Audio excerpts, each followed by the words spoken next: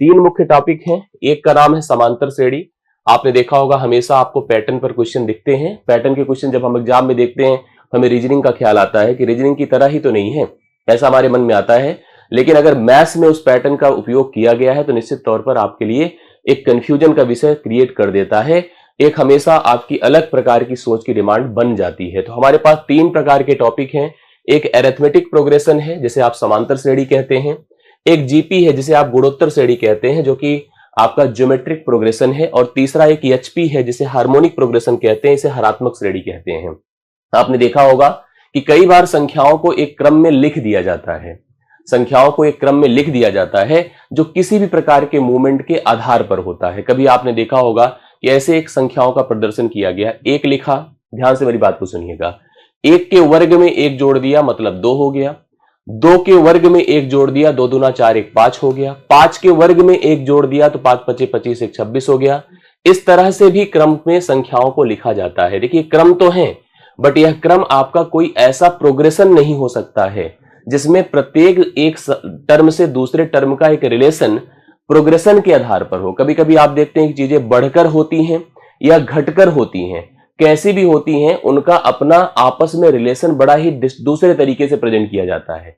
संख्याओं के टर्म में आपस में संबंध को डिफाइन हम किसी एक पैटर्न के आधार पर जरूर कर लेते हैं, लेकिन वह प्रोग्रेशन जनरेट नहीं करता है। प्रोग्रेशन अनुक्रम को ऐसे प्रेजेंट करेगा कि आप प्रत्येक एक पद से दूसरे पद के संबंध को इफेक्टिवली डिजाइन कर सकते हैं। उस कड़ी में सबसे पहली चीज हमारे सामने आती है एपी, जो सबसे मुख्य है यूपीपी एग्जाम के लिए। ध्यान से देखिएगा, सबसे मुख्य ए है, 90% चांस है कि इसका आपको 1 से 2 प्रश्न आपको परीक्षा में देखने को मिलेगा। मैं इस बात को लेकर एकदम एश्योर हूं क्योंकि यूपीएसआई में पूछा गया है, इसलिए जीपी के भी प्रश्न आपको देखने को मिलेंगे। तो 20% का चांस लेकर इसको भी देखिएगा और 20% चांस लेकर के इसको देखिएगा। इस लेवल के हिसाब से हम कवर कर लेंगे। मुझे अगर एपी जीपी किसी अन्य परीक्षा के लिए पढ़ाना हो तो बात दूसरी होती है, लेकिन अगर मैं यूपीपी एग्जाम के लिए पढ़ाने जा रहा हूं तो उसका एक अपना ही पैटर्न है, उसकी अपनी बात है। प्रश्न आएंगे कैसे कैसे, उसके टॉपिक क्या क्या रहेंगे, ध्यान से देखिएगा। चाहे वो एपी हो, ध्यान से देखिएगा, चाहे वो जीपी हो, चाहे वो एचपी हो, तीनों प्रकार की श्रेणियों के लिए जो प्रश्न आपसे पूछे जाएंगे, जैसे ऐसे श्रेणी की पहचान करना, आपको एक श्रेणी को डिफाइन करना है कि श्रेणी सच में कौन सी है। पदों की संख्या को काउंट करना, कुल कितने पद हैं। पदों का स्थान डिफाइन करना है कि यह पद कौन से स्थान पर है।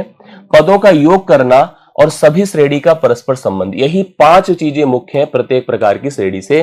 तो प्लीज आप सभी लोग इन 5 चीजों को अच्छे से तैयार कर लीजिए। इसमें सबसे पहले मैं पहली श्रेणी लेकर चल रहा हूं, आप लोग कंफर्म कर लो, 5-10 मिनट में क्लियर हो जाएगा। इसके बाद हम चीजों को क्लियर करते हुए आगे इसके टॉपिक को पढ़ेंगे। सबसे पहले मैं शब्द लिखता हूं एपी, इसे आप हिंदी में सीधा सीधा लिखो समांतर श्रेणी। बहुत ज्यादा समय आपका लेना नहीं है मुझे, मैं जानता हूं कि समय की इंपॉर्टेंस क्या है इस समय, और समय की वैल्यू बिल्कुल करिए। हम बहुत समय ना लेकर के शॉर्ट समय में, कम समय में आपकी तैयारी करवा दे, सबसे मुख्य यही होता है।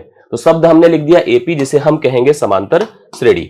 मैं आपको बता दूं कि श्रेणी एक ऐसी श्रेणी, इसको अगर मुझे कहीं पर एक्सप्लेन करना हुआ और मुझे बताना है कि भैया समांतर श्रेणी क्या है, एक ऐसी श्रेणी जिसमें पदों का अंतर समान हो। पदों का अंतर क्या हो बताइए, समान हो। पदों का अंतर समान हो उसे क्या कहते हैं, समांतर श्रेणी कहते हैं। लिखा कैसे जाता है, पहले पद ए है, दूसरा पद a प्लस डी होगा, तीसरा पद a प्लस 2d होगा, चौथा पद a प्लस 3d होगा। इसी प्रकार से आप पदों को लिखते चले जाइए। एक ऐसी श्रेणी जिसमें पदों का अंतर बराबर हो, समान हो, वही समांतर श्रेणी है। जिसमें क्या क्या चीजें मुख्य होती हैं, सबसे पहली बात पहला पद। ठीक है, पहला पद क्या है बताइए, पहला पद आपका ए है। इसमें सार्वंतर कंफर्म होता है। सार्वंतर का मतलब होता है समान अंतर। सार्वंतर आपका डी हो, जैसे एक पद से दूसरे पद की तरफ जाएंगे तो आपको जो है दोनों पदों के बीच एक समान अंतर हमेशा नजर आएगा, जिसकी वैल्यू आप डी से डिफाइन कर सकते हैं। कहते हैं कि डी इसका सार्वंतर है। करेक्ट है।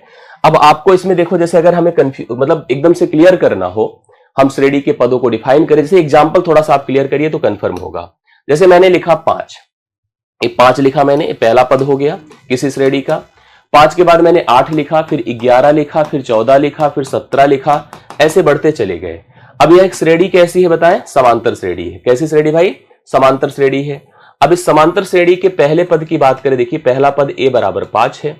अगर हम सार्वंतर की बात करेंगे तो कहीं से भी आप किसी भी जगह से एक पेयर उठा लीजिए, सेकंड से फर्स्ट को घटा दीजिए तो आपको सार्वंतर पता चल जाएगा। 8 से 5 घटा तो 3 है। तो इस प्रकार की श्रेणी जो प्रेजेंट की गई वह समांतर ही है, जिसमें पदों का अंतर समान हो वही आपका सार्वंतर है, वही आपका जो है समांतर श्रेणी है। आप ऐसे किसी भी श्रेणी को पहचान कर सकते हैं। आप देखिए 11 से 8 का डिफरेंस 3 है, 14 से 11 का डिफरेंस 3 है, 17 से 14 का डिफरेंस 3 है। इस प्रकार से यह श्रेणी अपने n टर्म्स तक चली जाती है। तो हम सबसे पहले पहचान लें। आप लोगों को कमेंट करने की डिमांड मैं करूंगा कि आप सभी लोगों को मैं कुछ श्रेणियां दे रहा हूं, थोड़ा सा आप पहचान के बताओ वह समांतर है कि नहीं है। थोड़ा कंफर्म करिए सभी लोग। जैसे मुझे कहा जा रहा है कि पहचानो यह पहली श्रेणी समांतर है कि नहीं है। क्लियर करिए सभी लोग। हमने 5 से 1 को घटाया तो 4 आया, 9 से 5 को घटाया 4 आया, 13 से 9 को घटाया 4 आया, बस 18 से 3 को घटाया तो 5 आया। तो नॉट एपी, एपी नहीं है, समांतर श्रेणी नहीं है। काट दीजिए, समांतर श्रेणी नहीं है। जिस प्रकार से प्रेजेंट किया गया था उस प्रकार से यह समांतर श्रेणी नहीं है। कंफर्म करते चलिएगा। अगर हम दूसरे की बात करें, -1 से अगर हम -3 को घटाएं, बहुत क्लियरली देखिए, चाहे आप पहले से आगे बढ़ते जाइए उसी प्रकार से आप सेकंड से फर्स्ट को भी घटाते चले जाइए। -1 से अगर हम -3 घटाएंगे तो यहां पर प्लस कर दीजिए तो कितना हो जाएगा, -1 + 3, तो 3 से 1 निकलेगा 2 हो गया। करेक्ट है, 2 बढ़ा है। इसी प्रकार से 1 - -1 ये भी 2 हो जाएगा, 3 से 1 निकलेगा 2 हो जाएगा। ऐसे सब में आपने देखा 2 का इंक्रीज होता चला गया। यस इन एपी, मतलब यस एपी है, ये समांतर श्रेणी है। पहचानने के लिए हम लोग कंफर्म कर सकते हैं दी गई श्रेणी एक समांतर श्रेणी है। एकदम क्लियर करते चलिए। इसकी बात करिए, देखिए क्या लिखा हुआ है, कंफर्म करिए इसको। यहां पर 2.5 है, 2.5 मतलब 2 सही 1/2। 3 से 2.5 का डिफरेंस 1/2 का होता है। 3.5 से 3 का डिफरेंस 1/2 होता है। 4 से 3.5 का डिफरेंस 1/2 होता है। 1/2 सभी में जुड़ता चला गया है। तो इस प्रकार की जो श्रेणी बनी है यह भी क्या है, एपी है। यह भी एक समांतर श्रेणी है। कंफर्म कर लीजिए, ये भी एक आपके सामने समांतर श्रेणी है। इधर चले जाइए, यह 1 है, 1√2 है। यहां पर 3/2 हो गया, 3/2 मतलब 1.5 हो गया। ऐसे अब देखिए एक प्रकार से कितना जोड़ा बताएं। 1 में अगर हमने 0.5 जोड़ा तो 1.5 बना। 1.5 में अगर हम 0.5 जोड़ेंगे तो 2 बना। 2 में 0.5 जोड़ेंगे तो 2.5 बना। तो मैंने देखा सभी में 0.5 जुड़ता चला गया। तो यह भी क्या है, एक एपी है।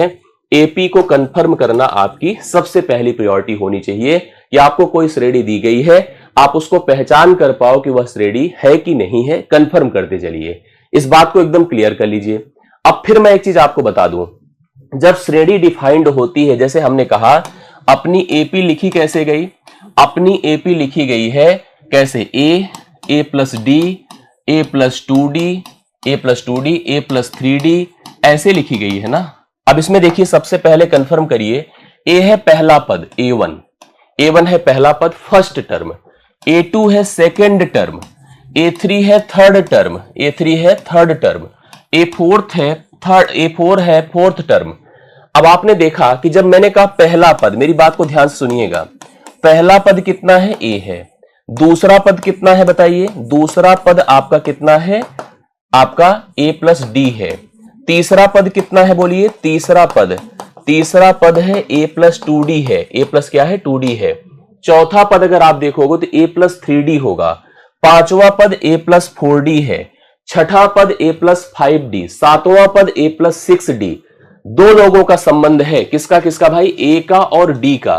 मुझसे आप समांतर श्रेणी का कोई भी पद पूछ लीजिए, nth टर्म आप हमसे पूछेंगे, मैं उस पद को रिलेट कर दूंगा इन दोनों की मदद से। कैसे, जैसे आप मुझसे पूछो इस समांतर श्रेणी का 5th टर्म क्या है, 5th टर्म क्या है, तो हम तुरंत कह देंगे a + 4d होगा।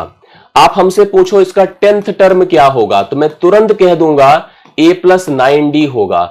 आप मुझे पूछो 50वां पद क्या होगा, मैं तुरंत कह दूंगा a + 49 × d होगा।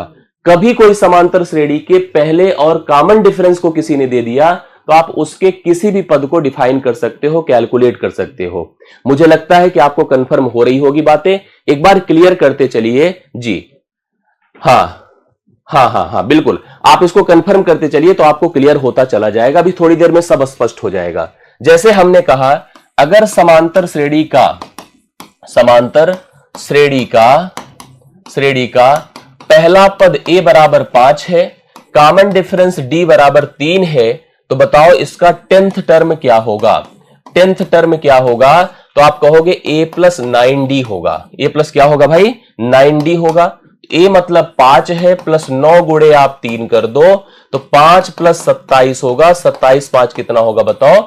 32 होगा। अर्थात इसका 5 कौन सा पद हमने पूछा? 10th टर्म, इसका 10वां पद a प्लस 9d होगा। और 9d का मतलब 9 गुणे हम d किए हैं, a जोड़े हैं, तो आपको 32 मिल गया। अगर इसी समांतर श्रेणी का मैंने कहा 50th टर्म क्या होगा, 50वां पद क्या होगा, कैसे निकालेंगे? लिखेंगे a प्लस 49 इंटू डी। मतलब आपने 50 में से 1 घटा दिया, d में गुणा किया, a में जोड़ा, मतलब a की जगह 5 लिखो, 49 गुणे कितना कर दो, d मतलब कितना है बताओ? 3 है। तो 5 प्लस 3 9 27 है, 3 चौके 12 है, 12 2 14 है, 147 जोड़ दिया तो कितना हो गया? 7 5 12 152 हो गया। इस प्रकार से आप समांतर श्रेणी का कोई भी पद डिफाइन कर सकते हैं, कंफर्म कर सकते हैं। तो यहां से एक फार्मूला, मुझे लगता है कि समझ में बातें आ रही है। यहां से एक बात हमको एकदम स्पष्ट हो गई। कभी कोई समांतर श्रेणी होगा, अगर मुझसे कहेगा nth टर्म, तो मैं कहूंगा tn बराबर याद रखना a plus n minus 1 into D. जैसे हमसे जो पद कहेगा, हमसे जितना पद की पोजीशन कहेगा, हम उसको 1 घटाएंगे, d में गुणा करेंगे, a में जोड़ेंगे, you get the nth term of the AP. आपको उस समांतर श्रेणी का nth टर्म कंफर्म हो जाएगा, क्लियर हो जाएगा। कंफ्यूजन का विषय कुछ ऐसे आएगा, आपको मैं क्लियर कर रहा हूं, देखिए ध्यान से। जैसे दिया गया 2 है, 5 है, 8 है, 11 है, 14 है, सवाल बढ़ता चला गया। आप देख रहे हैं कि यह एक समांतर श्रेणी है, अस्पष्ट है। मुझसे कहा गया कि इसका 15th टर्म बोलो क्या होगा, तो हम सबको कंफर्म है 15th टर्म क्या होता है? a प्लस 14d होगा। कंफर्म है ना? यही आपको फाइंड करना है। आपने देखा कि a क्या है, सबको पता है कि this is the first term. What about the d? d क्या है? Second minus first. 5 से 2 घटा दें, तो 5 से 2 घटा दें कितना हो गया? 3 हो गया। अब आपको निकालना है 15th term, a plus 14d। a की जगह लिखो 2, 14 गुणे आप कितना कर दो? 3, 14 दूना 28 त्रिक 42 होता है। 42 में अगर हम 2 जोड़ दें तो यह मान आपका 44 होगा। ये आपका 15th term of the given AP आपके सामने कितना हो जाएगा बताइए? 44 हो जाएगा। क्लियर होगी बातें? एक और मैं आपको दे रहा हूं, प्लीज सभी लोग कमेंट जरूर करिएगा, कंफर्म करिएगा। मैंने लिखा 8 है, ठीक है, 8 है, 3 है, -2 है, हाँ, -7 है, -12 है, बढ़ते चले गए। ठीक, हमने लिखा, यहां पर आप कंफर्म कर लीजिएगा। a है, 8 है, 3 है, -2 है, -7 है, -12 है। अब आप मुझे थोड़ा सा इस श्रेणी का 20th टर्म बताओ, 20वां पद क्या होगा? कंफर्म करिए थोड़ा, 20वां पद कितना हो जाएगा? 20th टर्म हम आपसे पूछ रहे हैं। What about the 20th term of the given AP? आप सबको क्लियर है, a प्लस कितना होगा बोलो? 19d होगा। क्लियर है ना? a प्लस 19d होगा। a का मान कितना है बोलिए? a का मान आपका 8 है। d कितना है थोड़ा सा कमेंट करके बताइए। d कितना होगा? इसका सार्वंतर कैसे होगा, क्या होगा? सार्वंतर सेकंड माइनस फर्स्ट होगा। सेकंड माइनस फर्स्ट होगा, मतलब 3 माइनस 8 होगा। बहुत लोग इसको हो सकता है गलती से 5 लिख दे पॉजिटिव में, जबकि मैं बताऊं, कंफर्म कर लीजिए, पॉजिटिव नहीं होगा, नेगेटिव ही होगा। अब मुझसे जो पूछा है 20th टर्म, हम लिखेंगे a की जगह पर कितना लिखा जाएगा? 8 प्लस 19 लिखिए, गुणे आप में लिखो -5, तो 8 माइनस 95 होगा। 95 अगर 8 से निकलेगा तो 15 से 8 7, मतलब कंफर्म हो गया 87 होगा, वो भी नेगेटिव में, मतलब -87 इस प्रश्न के लिए राइट सोल्यूशन होगा। आप सभी लोग लिख सकते हैं। इस तरह से मुझे जहां तक भरोसा है कि आपको यह पदों की पहलू पोजीशन आपको कंफर्म हो रही होगी, क्लियर हो रहा होगा ना? तो आप एक चीज समझ गए होंगे कि अगर जैसे हमने कोई जनरल एपी लिख दिया, उस जनरल एपी का स्टार्टिंग से कोई टर्म डिफाइन करना या कोई पोजीशन तक पहुंचना हम लोग आराम से कंफर्म कर सकते हैं, क्लियर कर सकते हैं। अब थोड़ा सा चलो प्रश्नों पर, तो और आपको चीजें कंफर्म होगी, समझ में बातें आएगी। तो आया जाए प्रश्नों पर, क्लियर करिए, प्रश्नों की तरफ बढ़िए, थोड़ा थोड़ा एक एक प्रश्न करते चलिए। तो यहां पर हम लोग सब चीजें श्योर कर देंगे और क्लियर होता चला जाएगा। क्लियर? देखिए, अच्छा, इसमें हम लोग अगर बढ़ ही रहे हैं तो एक चीज और जान लें। जैसे देखिए, हम एक कोई जनरल श्रेणी लेते हैं, थोड़ा सा चीजों को वेरीफाई करते हैं। हमने लिखा यहां पर 3, हाँ, हमने लिखा 3, हमने लिखा यहां पर 6, या हम 3 का, देखिए हम एक जनरल श्रेणी बना रहे हैं, हमने लिखा 3, हमने लिखा 7, हमने लिखा 11, हमने लिखा 15, हमने लिखा 19, हमने लिखा 23, इस प्रकार से एक श्रेणी बन गई। और ये कंफर्म है कि यह श्रेणी कैसी है बताओ, एपी है, यह श्रेणी एपी है। अगर हम लोग इस श्रेणी को ले जाकर यहीं पर रोक दें, मतलब this is the last term, मतलब ऐसी कंडीशन में एक श्रेणी हमने बना दिया और यहीं पर हमने इसको रोक दिया, करेक्ट है। मतलब this is the first term, ये क्लियर हो गया, और this is the last term, ये अंतिम पद है उस श्रेणी का। क्या है भाई, अंतिम पद है। अब आपसे एक प्रश्न पूछा जाएगा सबसे पहले कि श्रेणी में जो 23 है, 23 कौन सा पद है, ठीक है, कौन सा पद है, मतलब किस जगह पर है, जो 23 है कौन सा पद है, ये आपसे प्रश्न पूछा जाएगा। अगर इस श्रेणी में ऐसे बढ़ते चले गए तो 23 किस स्थान पर, देखने पे किस स्थान पर, पहले, दूसरा, तीसरा, चौथा, पांचवा, छठा, आप क्लियर कर दोगे सर 6th टर्म पर है। चलो यहां तो आप कंफर्म कर सकते हो 6th टर्म है 23, लेकिन यही चीज जब संख्या में ज्यादा होगा तो निश्चित तौर पर नहीं कर पाओगे। ऐसी कंडीशन में हम एक बात आपको क्लियर कर दें, जब भी कभी आपको कोई लास्ट टर्म दे दे और कहे कि यह श्रेणी का कौन सा, या लास्ट ना भी दे, उस श्रेणी का कोई पद हमको दे दे, 19 ही दे दे और पूछे कि 19 कौन सा पद है, तो आपको करना क्या है, मतलब ऐसी कंडीशन में जब हमको पद की संख्या पता करनी है तो आप उसके लिए एक रूल दिमाग में रख लीजिएगा, यन, पद की स्थान पता करना है, पद का स्थान है, कौन पद किस स्थान पर है, स्थान पता करना है, तो यन लिखिए is equal to last minus first लिखिए, अंतिम माइनस पहला, अभी मैं थ्योरी हिंदी में भी लिख देता हूं, डिवाइड बाय सार्वंतर करिए, अंतर मतलब क्या करिए पता है, डी करिए, डी करिए प्लस 1 करिए। ऐसा प्रश्न यूपी पुलिस एग्जाम में आपसे पूछ सकता है, एकदम श्योर मानकर चलिएगा। हमने कहा कि जब भी कोई श्रेणी का स्थान अर्थात उसमें किसी एक पद के स्थान का पूछ ले, वह किस स्थान पर स्थापित है, तो उसकी जगह पता करने के लिए यन लिखो, यन बराबर last minus first divide by difference, मतलब आप ऐसे समझ लो, इसको आप यल को कहोगे अंतिम पद, जिस पद को कह रहा है। ए मतलब आपको क्लियर है कि पहला पद, ये क्या है, पहला पद है। डी क्या है, आप सबको पता है, सार्वंतर है। अभी थोड़ा वेरीफाई हो जाए, जैसे मैंने कहा छठवां पद होगा, थोड़ा डिफाइन करिए कैसे। हमने लिखा अंतिम कितना है भाई, 23 है, माइनस पहला कितना है, 3 है, बटा हमने किया कितना बताओ, सार्वंतर कितना है, 3 से 7 मतलब 4 है, प्लस 1 कर दिया। 23 में से 3 निकालेंगे तो 20 होगा, 20 बटा 4 करेंगे 5 आएगा, 5 में अगर 1 जोड़ देंगे तो 6th टर्म हो गया कि नहीं हो गया। इस 6th टर्म है, इस एपी का 6th टर्म है। अगर हम लोग यहां पर कंफर्म, जैसे कभी भी कोई ऐसा क्वेश्चन आए जिसमें श्रेणी के किसी पोजीशन पर आपको पहुंचाकर आपसे पूछा जाए वह श्रेणी का कौन सा पद है, एकदम क्लियर कर सकते हो। और इस पर और भी पैटर्न बन सकते हैं, और भी, जैसे मान लीजिए मैं आपको एक बात बताऊं, मेरी बात को बहुत ही क्लियरली समझिएगा, कंफर्म हो जाएगा। जैसे आपको एक मैं श्रेणी दे रहा हूं, बहुत ध्यान से देखिएगा, मैंने लिखा -3 है, ठीक है, -3 है, 2 है, 7 है, 12 है, 2 है, 7 है, 12 है, ऐसे बढ़ते चले गए, या हम 2 से ही शुरू करते हैं अभी, फिर -3 को बाद में इंक्लूड कर देंगे। 2 है, 7 है, 12 है, ठीक है, 17 है, 22 है, बढ़ते चले जा रहे हैं, बढ़ते चले जा रहे हैं। आप ध्यान से मेरी बात को सुनिए, समझिएगा। हम पहुंच गए सपोज करिए यहां पर 97 पर, कितने पर, 97 पर, अंतिम हमने 97, हमने कहा इस श्रेणी का 97 कौन सा पद है, 97 कौन सा पद है, 97 कौन सा पद है। अगर आपसे ऐसा प्रश्न पूछ लिया जाए तो आप क्या बताओगे। जो दी गई श्रेणी है 2 है, 5, 7 है, 12 है, 17 है, 92, 22 है, सोवान बढ़ते बढ़ते पहुंच गए 97 पर। मैंने पूछा बताओ 97 कौन सा पद है, क्या कहेंगे आप लोग, तुरंत कंफर्म करिए। तो आप कहोगे सर यह यनत पद है, ऐसे के लिए हमने 97 लिखा, माइनस फर्स्ट टर्म लिखा, this is the last term, इसको लास्ट मानो और इसको फर्स्ट मानो, यह ही है, डिवाइड बाई आप कॉमन डिफरेंस कर दो, कितने का अंतर है बोलिए, 5 का अंतर है, प्लस 1 है, 97 से 2 निकाल दे 95 होगा, बटा 5 कर दे, प्लस 1 होगा, 5 से इसको डिवाइड कर दे 19 हो गया, 19 प्लस 1 कर दे, यह 20वां पद है। कौन सा पद है, 20वां पद है, एकदम कंफर्म करिए यह 20वां पद है। आइए एकदम बातें समझ में। अब जैसे समांतर श्रेणी आपसे ऐसे पद पूछ सकता है, एक रेंज दे देगा, यहां से यहां तक कुल कितने पद हैं ये पूछ सकता है।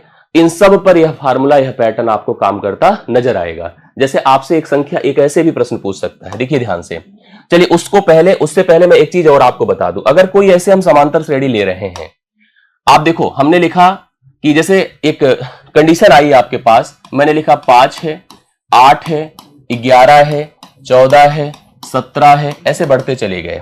ठीक है, ऐसे बढ़ते चले गए। चलो हम कुछ एक पोजीशन पर जाके रुक जाते हैं, इतना हम आगे नहीं बढ़ते हैं। ठीक है, हम लोग बढ़ करके यहां तक पहुंच गए हैं 23 तक। सपोज करिए कहां तक पहुंच गए? 23 तक। मैंने कहा 5 है, 8 है, 11 है, 14 है, 17 है, 20 है, 23 है। ये हमको कंफर्म है कि यह एपी है। अब मैंने आपसे कहा देखो, एक फर्स्ट टर्म है, एक क्लियर है, ये पहला पद है। इस श्रेणी में हम यहीं पर रुक गए हैं, this is the last term. अब मैं आपसे पूछ रहा हूं कि अंत से ध्यान से देखना, एक प्रश्न आपसे बहुत कॉमन पूछा जाएगा, अंत से पांचवा पद क्या है? अंत से पांचवा पद अगर आपसे पूछेगा तो क्या बताएंगे? ध्यान से देखिएगा, अंत मतलब क्या है? 23 है। 23 से पांचवा पद आपका कौन होगा? अब आप सोचो, ये पहला है, दूसरा है, तीसरा है, चौथा है, पांचवा, यही तो है ना पांचवा।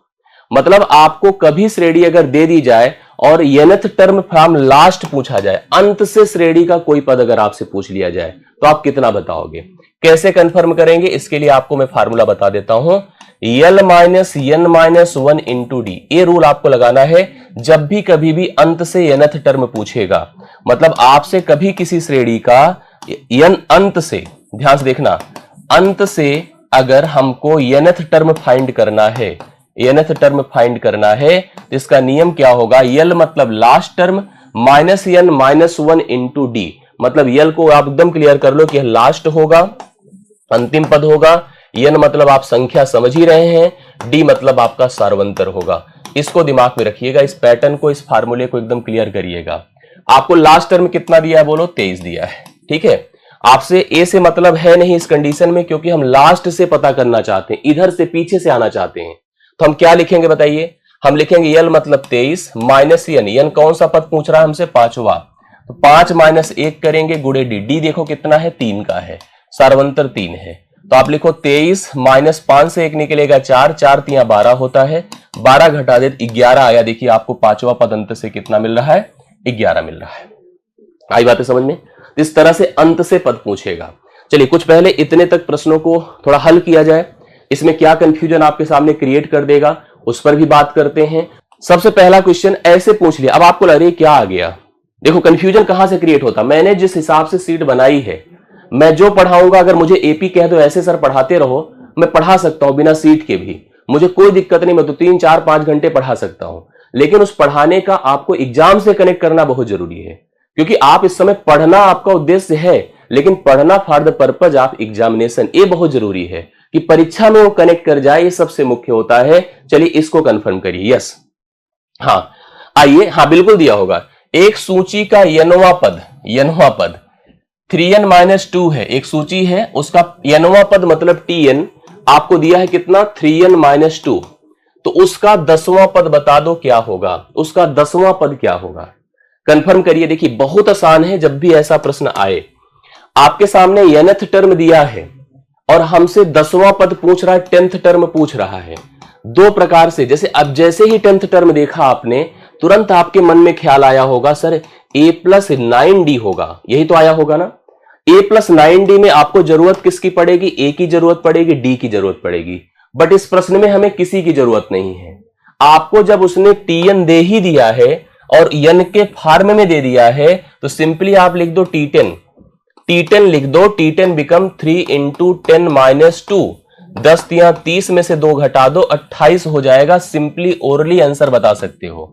बाकी इसका दूसरा पैटर्न समझ लीजिए, जैसे स्कूल में हम लोग करते थे, उस हिसाब से हम सबसे पहले इसका कहते कि चलो tn दिया है तो t1 बताओ क्या होगा। t1 मतलब फर्स्ट टर्म, तो हम लिखते 3 गुणे 1 माइनस 2, 1 रखते तो यह आता 1। मैं कहता t2 क्या होगा, तो आप कहोगे सर 3 गुणे 2 माइनस 2, 3 दूना 6 में से 2 निकला 4 होगा।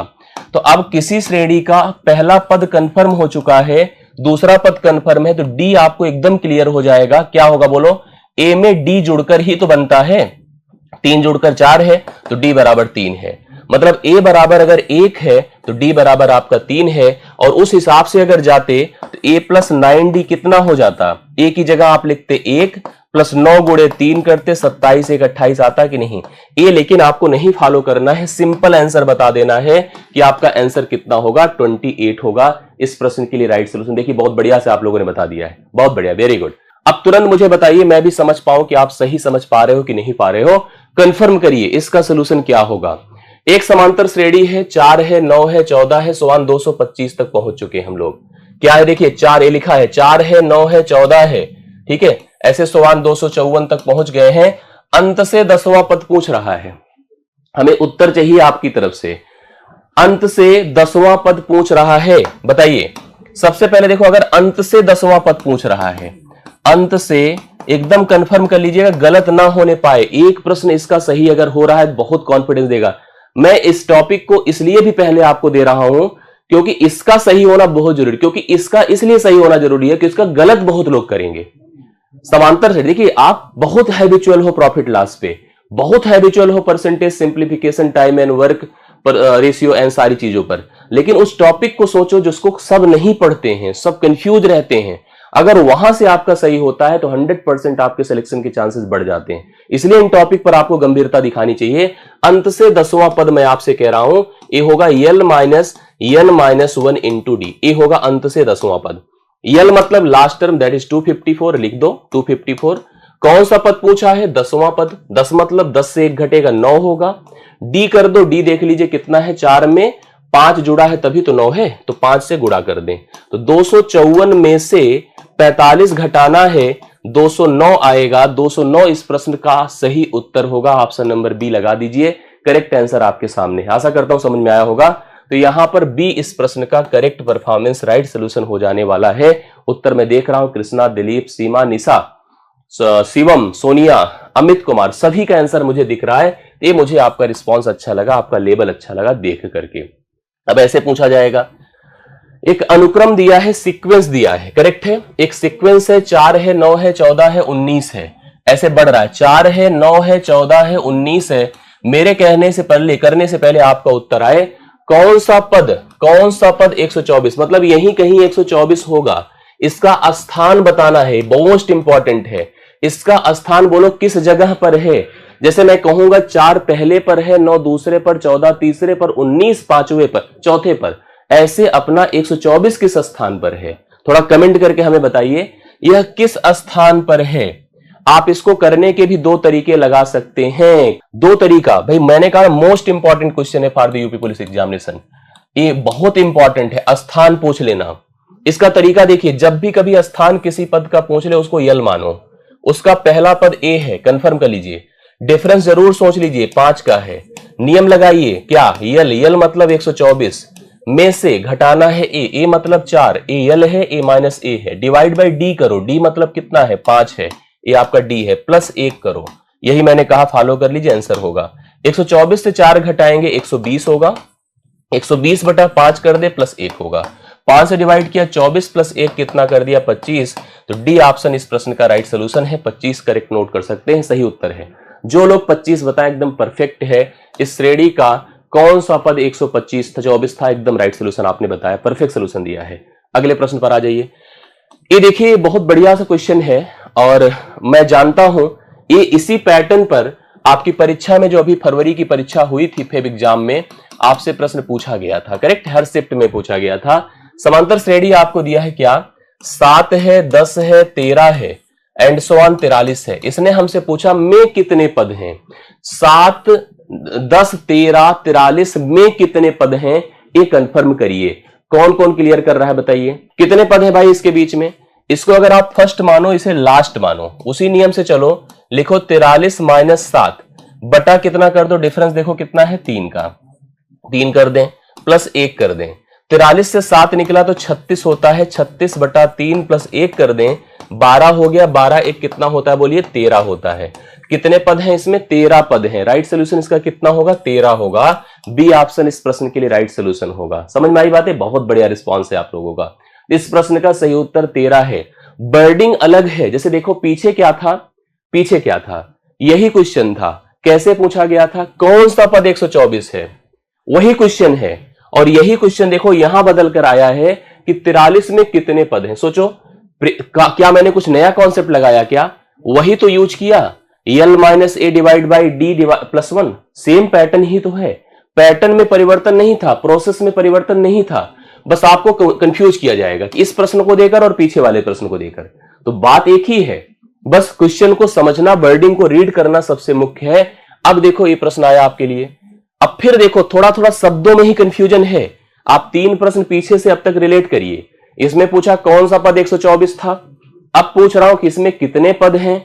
अब एक शब्द यहां पर देखो, इसमें पढ़िएगा क्या लिखा है, समांतर श्रेणी 10 7 10 13 43 में कितने पद हैं। अब मैं प्रश्न दे रहा हूं, अनुक्रम जो भी आपके पास है, कंफर्म नहीं समांतर है कि नहीं, के बीच कितने पद हैं, ये भी पूछा गया था। अब हाँ बिल्कुल एक जैसा होता है, कंफ्यूजन अलग से बन जाती है। अब इसको थोड़ा कंफर्म करके बताइए। श्रेणी है आपकी 9 है, 12 है, 15 है, 18 है, सोआन बढ़ते चले गए 87 के बीच कितने पद है। थोड़ा हमें कमेंट करके बता दो, फिर मैं आगे बढ़ूं।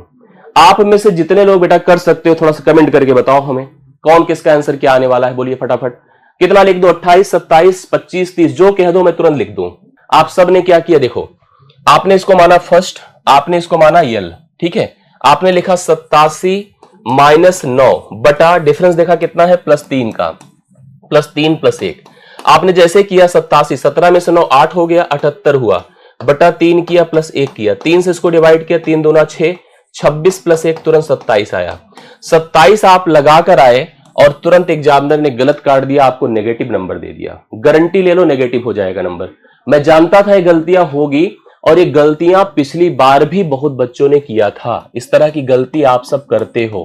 दरअसल आप थोड़ा पीछे के प्रश्न की वर्डिंग और इसको मिलाओ। इसमें क्या था, 7 10 13 43 में कितने पद हैं, और इसमें जो पढ़िए लिखा है इस 9 से लेकर 87 के बीच कितने पद हैं। जब किनारे के 2 पद दे दिए जाएं, उनके बीच के पदों को अगर आपको निकालना है तो पहला काम इन दोनों पदों को हटा देना चाहिए। समझ रहे हैं? अब जो 25 बताया एकदम परफेक्ट है। इसका तरीका क्या हो गया, तुरंत इसमें से किनारे के दोनों पदों को हटा दो। जैसे हटाएंगे उत्तर 25 आएगा। 25 आएगा तो हम सबको सी ऑप्शन लगाना चाहिए था, तब जाकर प्रश्न अपना सही उत्तर हो पाता। एक गलती पिछली बार भी हुई है लोगों से, समझ रहे हैं? करने का तरीका दूसरा भी था, कैसे, हम सबको क्लियर था। ये पहला पद था, ये अंतिम पद था। कैसे अंतिम पद डिफाइंड है, 9 से 12 3 जुड़ रहा है, फिर इसका मतलब अब यहां पर इसको हमें हटाना होगा, ऐसे मुझे इसको भी हटाना होगा। अब सोचो कि इसका मतलब पहला अब क्या हो जाएगा, 12 हो जाएगा, और इसके पहले 3 कम कर दो 84। अब आप बोलो 3 क्यों सर कर रहे हैं कम, क्योंकि 3 3 ही जुड़कर तो बढ़ रहा है। अब आपने 87 और किसको हटा दिया, 9 को हटा दिया, तो आपके पास बना 84। 84 से हमने 12 घटाया, बटा हमने 3 किया +1 किया, तो 12 हटाते ही 4 से 2 2 72 हो गया, बटा 3 है 24 हो गया, 24 में 1 जोड़ा तो आंसर आपका 25 आया। इस हिसाब से उत्तर आपका सी ऑप्शन इसके लिए राइट सोल्यूशन होता है। ठीक है, ये गलत होता है। यस, समझ रहे हैं ना, बातों को क्लियर किया। तो इस तरह से गलत करते हैं लोग, गलतियां ना करिए, शब्दों को पढ़िए। मैं जानता हूं इस तरह के कंफ्यूजन आपको जो है डिस्टर्ब करेंगे, कंफ्यूज करेंगे। तो चलिए इस प्रश्न को अब मेरे ख्याल से तो नहीं गलत करोगे आप लोग, अब आएगा एग्जाम में तो एकदम पक्का करके आएंगे। ठीक है, अब एक बहुत इंपॉर्टेंट चीज हमारे सामने बनती है, जैसे आप ये बताओ थोड़ा सा, मैं जो एक डिस्कशन आपसे कर रहा हूं, ये जो श्रेणी के पद डिफाइन किए जाते हैं, ठीक है, 9 है, 12 है, 15 है, 18 है, 87 है, ऐसे है, तो क्या कोई भी नंबर लिख देंगे उस श्रेणी में आ जाएगा? पहली चीज तो कोई भी अनुक्रम समांतर नहीं होता है, कोई भी श्रेणी समांतर नहीं होती है। क्यों नहीं होती है? क्योंकि पदों के बीच का अंतर समान होता है। अगर हमने 87 तक लिखा है तो 87 के बाद अगर कोई कहे 88 भी इस श्रेणी का हिस्सा है तो मैं कहूंगा नहीं है। कभी कभी एक प्रश्न आपसे ऐसे पूछ लिया जाएगा, ऐसे, और आपसे कहा जाएगा कि इस क्या लिखा है 184, इसने पूछा क्या 184 इस श्रेणी का एक पद है? एक श्रेणी दी गई है, 3 है, 7 है, 11 है, ऐसे कहीं पर उसने पूछा क्या 184 भी आएगा? आपसे पूछा गया। ये बड़ा इंपॉर्टेंट एक न्यू क्वेश्चन है, और इस न्यू क्वेश्चन को न्यू पैटर्न मानकर आप जरूर तैयार करिए, क्योंकि यह इंपॉर्टेंट बन सकता है आपके प्रश्न में, एग्जाम में। क्या पूछा है, मेरी बात को क्लियर करिए। मैंने कहा कि आपको कोई एक पद दे देगा और श्रेणी दे देगा, पूछा जाएगा क्या बताओ यह जो पद है इस श्रेणी का हिस्सा है क्या इस समांतर श्रेणी का हिस्सा है? तो आप कंफर्म करोगे कैसे भाई? ऐसे तो हम सोच नहीं पा रहे, 3 में 4 जुड़ा है, 4 पता नहीं किसमें भी तो 4 कुछ जुड़ करके आया है। हम कंफ्यूज हैं इस बात को लेकर। इसका तरीका क्या है? अगर इसकी पोजीशन कोई सिंपल नंबर नहीं है, इंटीजर नहीं है, तो आपका उत्तर गलत हो जाएगा। जैसे हम अगर इसको लास्ट मान लें, चलो हमने मान लिया, और हम n निकालें, अगर n कोई पूर्णांक आएगा तब तो वह उस श्रेणी का हिस्सा है। जैसे कुछ आ जाए 50वां पद, 25वां पद, 40वां पद, 45वां पद, कुछ भी करके आ जाए, 90वां पद, 80वां पद अगर हो जाए, अगर इस तरह से पद बन जाए तब तो वह हिस्सा है, नहीं बनेगा तो नहीं हिस्सा है। तो हम चलते हैं, जोड़ते हैं। देखिए सबसे पहले 4 देखा, श्रेणी में हिस्सा देखिए कितना, मतलब इसमें जो अंतर है सब में कितना है? 4 का अंतर है, करेक्ट। डी है आपका 4। हमने कहा चलो इसको लास्ट मान लो, 184। 184 लिया, -3 किया, -3 किया, ये लास्ट माना, ये फर्स्ट माना, डिवाइड बाई 4 किया। अब मैं देख रहा हूं कि 184 जब 3 से घटेगा तो 100 कितना है? 81। 4 से कटेगा ही नहीं कटेगा। जब नहीं कटेगा तो यह जो है 184 इस श्रेणी का हिस्सा नहीं है। हाँ नहीं, हाँ लिखा, हाँ 184 अनुक्रम का पद है, नहीं है, नहीं 184 अनुक्रम का पद नहीं है। तो बी ऑप्शन बताइए आप लोग। मतलब अगर आपसे यह प्रश्न परीक्षा में पूछा जाएगा तो आपको बी ऑप्शन लगाना पड़ेगा और कहेंगे कि भैया 184 नहीं होगा। आंकड़े तो है ही हमारे पास, मैं निकाल तो नहीं दे रहा हूं। 4 से भाग करो, कटेगा। जब हमने भी प्रश्न कोई बनाया तो मैं सोच विचार के बनाता था। मैं फर्स्ट और लास्ट के डिफरेंस को डी से डिवाइड मन में करता था, वह पूर्णतः करता था तो मैं आगे बढ़ता था। अगर यहीं पर आपका 183 दिया होता, पक्का वह श्रेणी का हिस्सा होता।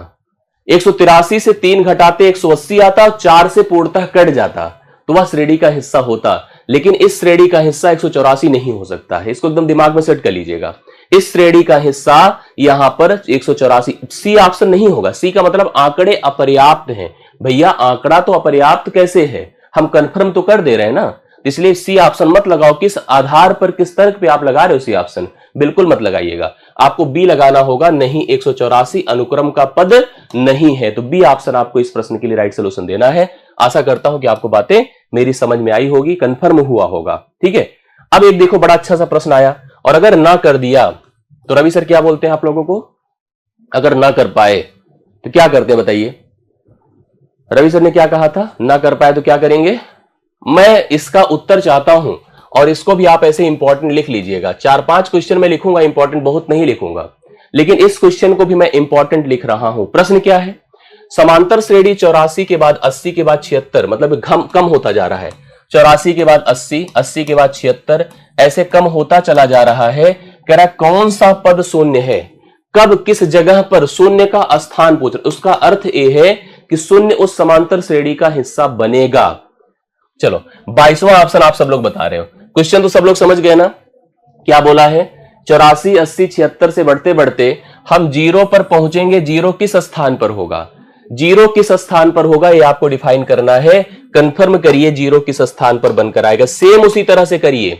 आप इसको लास्ट मानो, इसको फर्स्ट मानो, इनके बीच का डिफरेंस -4 मानो। जैसा करते थे उसी प्रकार से कर डालिए, एकदम आंसर आ जाएगा आपका। कैसे करेंगे देखिए, हमने लिखा 0 - 84 last minus first divide by common difference -4 plus 1, minus minus से खत्म हुआ, 4 से डिवाइड किया, 21 चौके 84, 21 प्लस 1 किया 22, 22वां पद था, 22th टर्म था, 22th टर्म था। पहला ऑप्शन इस प्रश्न का राइट सोल्यूशन होगा। 22वां पद इस समांतर श्रेणी का शून्य होगा, 0 होगा। एकदम सही उत्तर आप लोगों ने अब बताया है, कंफर्म किया है। आशा करता हूं इस समझ में आ गया होगा, एकदम क्लियर। पदों के आधार पर जितने भी कंडीशंस बन रहे थे वो लगभग यहां पर हम कवर कर रहे हैं। उसमें देखिए एक बहुत ही इंपॉर्टेंट क्वेश्चन बनकर आता है, उसको जरूर आप लोग देखिएगा। ये देखिए ऐसा भी क्वेश्चन आपसे पूछ लेगा। मैं भी 1-2 क्वेश्चन और इसमें करवाता हूं।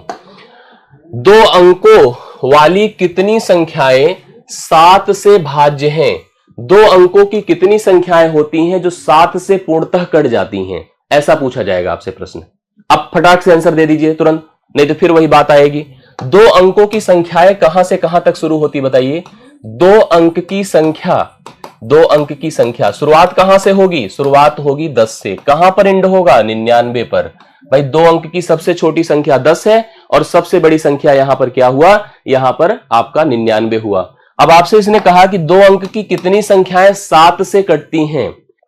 2 अंक की संख्या और 7 से विभाज्य, तो 7 का पहाड़ा पढ़िए, सबको तो आता ही होगा, 7 के साथ ले नहीं सकते, यहां हो गया 7 दूना 14, इससे शुरू करो, 14 सते 98, यहां पर इंड करो, तो फर्स्ट हो गया 14, लास्ट हो गया 98, फर्स्ट हो गया 14, लास्ट हो गया 98।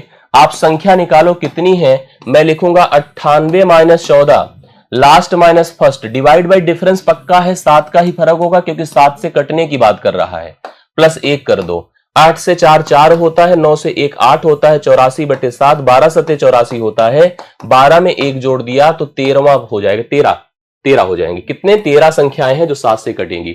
2 अंकों की कुल 13 संख्याएं होंगी जो 7 से कटेगी, एकदम कंफर्म बता सकते हैं जी। चलो एक प्रश्न और कर लीजिए आप सभी लोग। 3 अंक की, ध्यान से देखिएगा, 3 अंक की कितनी संख्याएं, 3 अंक की कितनी संख्याएं 5 से विभाज्य होंगी? चलिए फटाक से आंसर दे दीजिए। 3 अंक की कितनी संख्याएं 5 से विभाज्य होंगी? एक हमें उत्तर दे दीजिए, मैं थोड़ा सा आंसर ऐसे ही प्रश्न आपको बनाकर दे रहा हूं। 3 अंक की कितनी संख्याएं, 3 अंक की संख्या की अगर बात करें तो थोड़ा सा प्लीज आप कमेंट करो तो मुझे भी अच्छा लगेगा, मुझे भी लगेगा कि हाँ पढ़ाना समझ में आ रहा है। चलिए 3 अंक की कितनी संख्याएं होती हैं बोलो? अच्छा ये भी प्रश्न पूछा जा सकता है, 3 अंक की कितनी संख्याएं होती हैं? तो 3 अंक की अगर सिंपली संख्या पूछ लिया तो 100 से, अब पहले तो आपको पता होना चाहिए 3 अंक की सबसे मिनिमम नंबर क्या होगी। आप बोलोगे सर 100 होगी। सबसे अधिकतम क्या होगी बोलिए तुरंत? सबसे मैक्सिमम नंबर 3 अंक की क्या होगी बोलिए? 999 होगी। अगर हमसे सिंपली संख्या पूछ लिया कि कितनी संख्या होती हैं, तो 999 से 100 घटाओ और 1 जोड़ दो, तो संख्या कंफर्म हो जाएगी कि 3 अंक की कितनी संख्या होती है। लेकिन हमने आपसे पूछा है जो 5 से विभाज्य हो, जो 5 के पहाड़े में आए, तो 5 के पहाड़े में तो सबसे पहले 100 कह रहा हम खुद ही आते हैं, ये बहुत ही अच्छा लड़का है, कह रहा हम खुद आते हैं। 999 कह रहा भाई हम नहीं आते, हमसे पहले एक लोग हैं वो आते हैं जिनका नाम 995 है, यही लास्ट है, ये लास्ट है, फर्स्ट 100 खुद होगा। 3 अंक की कितनी संख्या, ये नहीं बोला हो कि 100 से लेकर उतने में, नहीं, मैंने कहा 3 अंक की कितनी संख्याएं, तो 100 से काउंट कर सकते हैं आप लोग। तो 995 से आपको घटाना है 100 को, डिवाइड करना है 5 से, प्लस 1 करना है, तो ये होगा भैया 895 बटा 5 करिए भाई, कम करेंगे घटाएंगे ना, देखिए यहां पर प्लस 1 करेंगे, 5 से भाग करो, 5 1 के 5 3, 5 सते 35, 5 9 45, प्लस 1 जोड़ेंगे 180 आएगा। कुछ लोग शायद गलत किए थे, शुरुआत में 189 बताए थे, 79, रियली में इसका आंसर 180 होगा। कितना होगा?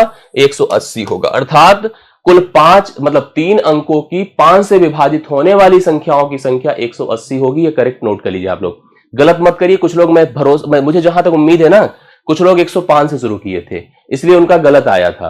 रियलिटी में आंसर 180 आएगा, जिसमें कंफ्यूजन मत क्रिएट करिए। 180 इस प्रश्न के लिए राइट सोल्यूशन होगा। आई बातें समझ में सबको? कोई दिक्कत नहीं ना? चलो बहुत बढ़िया, आप सब लोग देखो अच्छा कर ले रहे हो, ये सबसे अच्छी बात है। और देखिए मैं इसके बाद थोड़ा सा आगे बढ़ता हूं, कुछ अच्छे प्रश्न, जो प्रश्न आपको एकदम फेस करने को मिल सकते हैं, उनकी तरफ थोड़ा सा रुख किया जाए। थोड़ा सा अब स्टैंडर्ड बढ़ेगा, फिर जोड़ पर हम आएंगे। चलिए इसको देखिए क्या लिखेंगे। एक, मैं जितनी जरूरत है उतना मैं कराऊंगा, आप एकदम निश्चिंत रहिएगा, उस जरूरत को आप लोग एकदम अचीव कर लोगे। क्या? एक समांतर श्रेणी का 10वां पद 52 है। 10वां पद क्या है? 52 है। 16वां पद 82 है। 10वां पद 52 है, 16वां पद 82 है। इसका 32वां पद आप बता दो कितना होगा, ये पूछा आपसे। समांतर श्रेणी का हमको 10वां पद दिया है, 10वां पद दिया है, हमको 16वां पद दिया है, और हमसे कह रहा है अब हमें 32वां पद इसका बता दो कितना आ जाएगा। चलिए कौन कौन तैयार है बताने के लिए भाई? समांतर श्रेणी को लेकर आप इतना तो श्योर हो चुके हो कि पहला पद ए होता है, ठीक है, पहला पद क्या होता है? ए होता है। कॉमन डिफरेंस डी होता है, सार्वंतर होता है। और मैंने इसके पहले शुरुआत में ही आपको कंफर्म कर दिया कि अगर हमें कोई भी पद बताना हो, जैसे 10वां पद, तो 10वां पद हम क्या लिख दे बोलिए सब लोग? a + 9d लिख दूं, बोलो सही लिखा? a + 9d लिख दिया। 16वां पद क्या लिख दो बोलो? a + 15d लिख दिया। बोलो मैं सही कर रहा हूं गलत? एक बार थोड़ा कंफर्म करते चलिए हमसे और क्लियर करते चलिए, मैं जो कर रहा हूं ये सही है? a + 15d लिख दिया, बोलो सही है ना? अगर हमको कहा है कि 10वां पद 52 है तो a + 9d बराबर 52 हो गया, और 16वां पद अगर 82 है तो a + 15d बराबर 82 हो गया। दरअसल अपने को 32वां पद निकालना है, जिसको हम करेंगे तब जब a + 31d करेंगे। मतलब कुल मिला के हमको चाहिए, सच में मैं बताऊं तो a और d चाहिए। जब a और d कोई मेरे को दे देगा ना, तो मैं यहीं पे रख दूंगा, आंसर आ जाएगा। तो मेरे पास अब दो स्थितियां हो गई। एक तो समीकरण इसको 1 मान लो और उसको भी लाओ, a प्लस कितना कर दो, 15d कर दो, बराबर 82 कर दो। अब ये साइमल्टेनियस लीनियर इक्वेशन बन गया, जिसे कहते हैं दो चरों पर आधारित रैखिक समीकरण। और इसको हल करना बहुत ही आसान है। कैसे? a बराबर दिखेगा, माइनस कर दो, घटा रहे हैं, माइनस कर दो, घटा रहे हैं, माइनस कर दो, तो ये खत्म ही हो जाएगा। 9 में से 15 निकलेगा, -6d आएगा। और 52 से 82 घटेगा तो -30 आएगा। माइनस माइनस से खत्म, d 6 से भाग कर दे, 6 पंचे 30, d बराबर आपका 5 हो गया। अगर d आपका 5 हो गया तो आप d को उठा के कहीं सब्स्टिट्यूट कर दे, पहले में दूसरे में। a + 9 × 5 कर दे, देखिए 9d है ना यहां पर, बराबर 52 कर दे। ठीक, तो a बराबर कितना होगा, 45 घटेगा, 45 7 52 होता है, तो a का मान भैया कितना हो रहा है, 7 हो गया। अब a की जगह आप 7 पुट कर दो, प्लस 31 गुणे आप कितना कर दो, 5 कर दो। 5 किया, 5 1 के 5, 5 तिया 15 होता है। 155 में 7 जोड़ दो, 162 हो गया। कहीं दिख रहा है? हाँ, 162 देखिए यहां पर चमक के दिख रहा है। बी ऑप्शन राइट सोल्यूशन हो गया। जितने लोगों ने 162 बताया, 165 वाले गलत काटे, 162 जितने लोगों ने बताया एकदम परफेक्ट राइट सोल्यूशन है। a + 9d 52 था, a + 15d 82 था। 82 से 52 घटा 30, d का मान 5 हो गया, 6 पंचे 30 होता है। 9 पचे 45 घटा 45 7 52, 7 हो गया। और 31 गुणे, आप गलती देखो मेरी है, गलती मेरी है। 162 कितने लोग मेरे साथ हो, बोलो सही है गलत है? बोलिए एकदम सही है, क्योंकि ये डी है, मेरी कोई गलती नहीं है। मैंने एकदम स्पष्ट किया, आप लोग देखो कंफ्यूज केवल इधर उधर में है। यस यस यस, 162 वाले साथ में हो ना मेरे साथ। चलो 31 गुणे भैया 5 होगा, 155 होगा, क्योंकि डी का मान आपका 5 है। और 55 105, 55 में 7 जोड़ा 162 आएगा। यस, 162 साथ दे रहे हो ना सब लोग? यस, तो बी ऑप्शन यहां पर राइट सोल्यूशन है। करेक्ट? ओके, किसी को फिर से नहीं बताना है ना, समझ में सबको आ गया? 162। चलिए 10वां डन होता है, 11वें पर आ जाइए। अब ये प्रश्न अगर कर लिया, मैं आपको बताऊं तो मान लेते हैं कि सार्थक था, मतलब कंफर्म था अभी तक का पढ़ा लिखा। यस, हाँ मेरे साथ ही रहिए और साथ बने रहोगे तो मेरा भी मतलब मजबूत पक्ष बना रहेगा।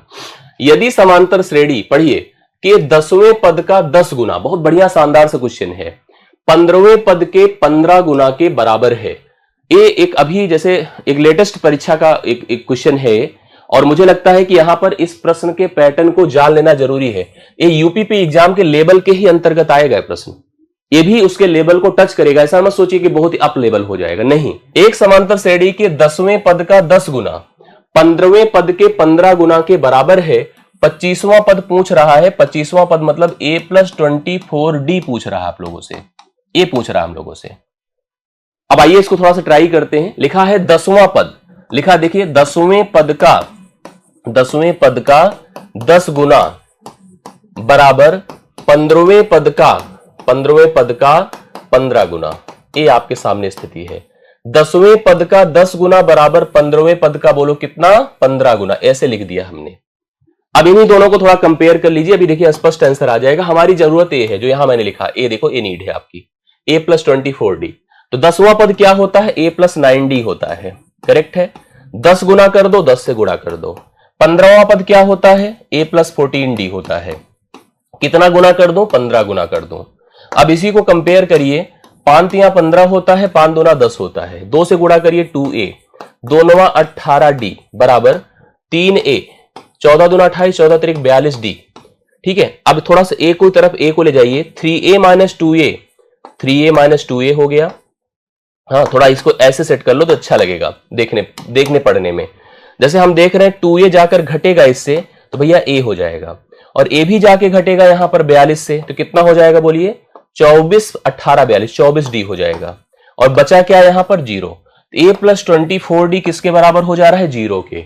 a + 24d he 25th term है, 25th टर्म है, जो कि वैल्यू कितना दे रहा है, 0 दे रहा है। यहां पर इस प्रश्न के लिए जो पहला ऑप्शन होगा वो राइट सोल्यूशन हो जाएगा। सबसे इंपॉर्टेंट इसको समझ लिया, क्योंकि यह एग्जाम का क्वेश्चन है, हालांकि यूपीपी का नहीं है, मैं श्योर कर रहा हूं, लेकिन यह एग्जाम में पूछा गया प्रश्न है। और एग्जाम में पूछा गया है, तो अगर मुझे इसको इंपॉर्टेंट लिखना है तो मैं बिल्कुल लिखूंगा। और मैं ये भी लिखूंगा कि जब इसको करने के लिए बच्चे सॉल्व करना शुरू करेंगे तो 90% बच्चे इसको गलत करेंगे। जो यूपीपी की तैयारी के लेवल, हाँ अच्छे थोड़ा सा लेवल है तो उनका करना सही है, 90% बच्चों के गलत होने के चांसेस बढ़ जाएंगे इसमें। अगर उसी में आपने हल कर लिया तो आपका उत्तर सही होगा और आप उस एक क्वेश्चन को सही सेट करके आओगे। ठीक है, आशा करता हूं समझ में सबको आया होगा। क्लियर हो गई बातें? चलिए, वेरी गुड, बहुत बढ़िया। चलिए आगे बढ़ता हूं और अब हम थोड़ा सा, जैसे अभी पूछ रहा था एक बच्चा कि सर योग बताओ, योग बताओ, योग बताओ। चलो योग की तरफ बढ़ते हैं। अपने पास अगर समांतर श्रेणी है, थोड़ा सा ध्यान से देखिएगा, समांतर श्रेणी अपनी क्या है? ए है, ए प्लस डी है, ए प्लस 2d है, ए प्लस 3d है, ए प्लस 4d है, ऐसे बढ़ते चली गई। ये समांतर श्रेणी अपनी एक दी गई है। समांतर श्रेणी के हमने कहा n पदों का योगफल, हाँ समांतर श्रेणी के n पदों का योगफल, n पदों का योगफल। मैंने वहां पॉइंट भी किया था कि अगर कोई भी श्रेणी दी जाएगी तो निश्चित तौर पर उनके पदों की संख्या, उनके स्थान के बाद जो सबसे अच्छा जो प्रश्न बन सकता है वो बन सकता है योगफल पर।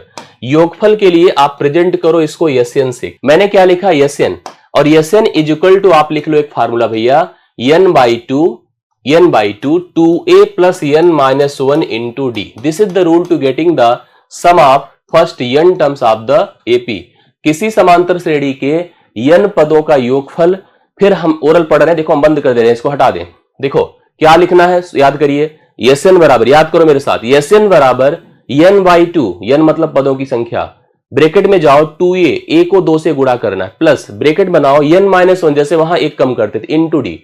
Sn is equal to n by 2, bracket में 2a plus n minus 1 into d. This is the rule, यही फार्मूला है हमें किसी समांतर श्रेणी के n पदों के योग को पता करने की।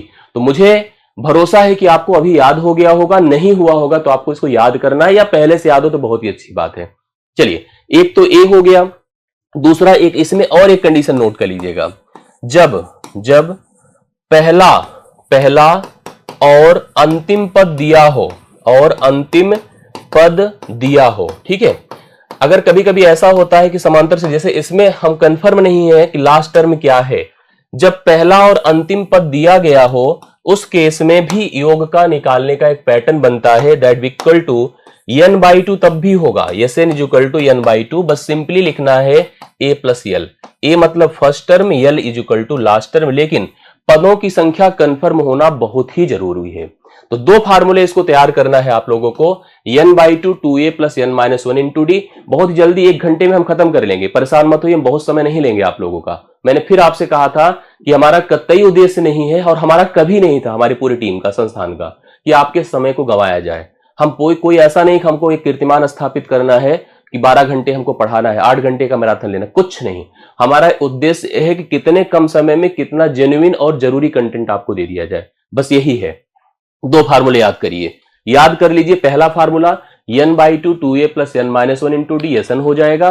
पहला और अंतिम पद दिया हो n by 2 a plus l होता है, दोनों का उपयोग मैं करा दे रहा हूं। यस, देखिए थोड़ा सा एग्जाम्पल के माध्यम से चलिए। जैसे हमने आपको एक पैटर्न दिया, 9 है, ठीक है, 11 है, 13 है, 15 है, 17 है, बढ़ता जा रहा है।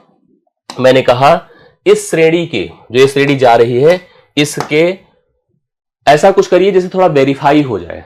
जैसे इसमें अगर अभी तक हमने कितने पद लिखे हैं, 5, तो हमने कहा इसके 5 पदों का योगफल बताओ, 5 पदों का योग बताओ क्या होगा। ओरल चेक कर लीजिए कितना है, ओरल देख लीजिए, आपको ओरल भी कंफर्म हो जाएगा। 17 13 30 होता है, 30 20 50 10 60 1 65। मुझे कंफर्म है कि इसका जोड़ अगर करके देखेंगे हम लोग तो कितना आएगा, 65 आएगा। श्योर है ना? चलो हम फार्मूले पर चलते हैं। फार्मूले का मतलब है 5 पदों का योगफल S 5 is equal to 5 by 2, क्योंकि रूल क्या है देखो, Sn is equal to n by 2 2a plus n minus 1 into d. ये रूल होता है, इसको कंफर्म करना है हम लोग को। इसी का उपयोग देखिए कैसे करते हैं, 5 by 2 2a मतलब 2 गुणे 9 प्लस n माइनस 1 5 माइनस 1 गुणे डी मतलब चेक कर लीजिए, 9 2 11, 2 का फर्क है, 2 का डी हो गया आपका, करेक्ट है। तो 5/2 ही रहने देते हैं हम लोग। 9 दूना 18 कर दिया, 5 से 1 निकला, 4 दूना 8 कर दिया, करेक्ट है। तो ये हो गया भैया 5/2 है, 18 8 26 है। 26 है, 2 से इसको डिवाइड किया 13 हुआ, 13 पचे 65 हुआ।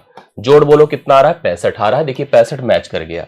ऐसे कभी आपसे पूछ लिया तो आपको कंफर्म रहे कि समांतर श्रेणी के n पदों का योगफल क्या है। अच्छा, एक तरीका तो इसके लिए हो गया। बाकी अब यहीं पर 5 की जगह हम आपको 50 कहेंगे, 5 की जगह हम 500 कहेंगे, 5 की जगह 15 कहेंगे।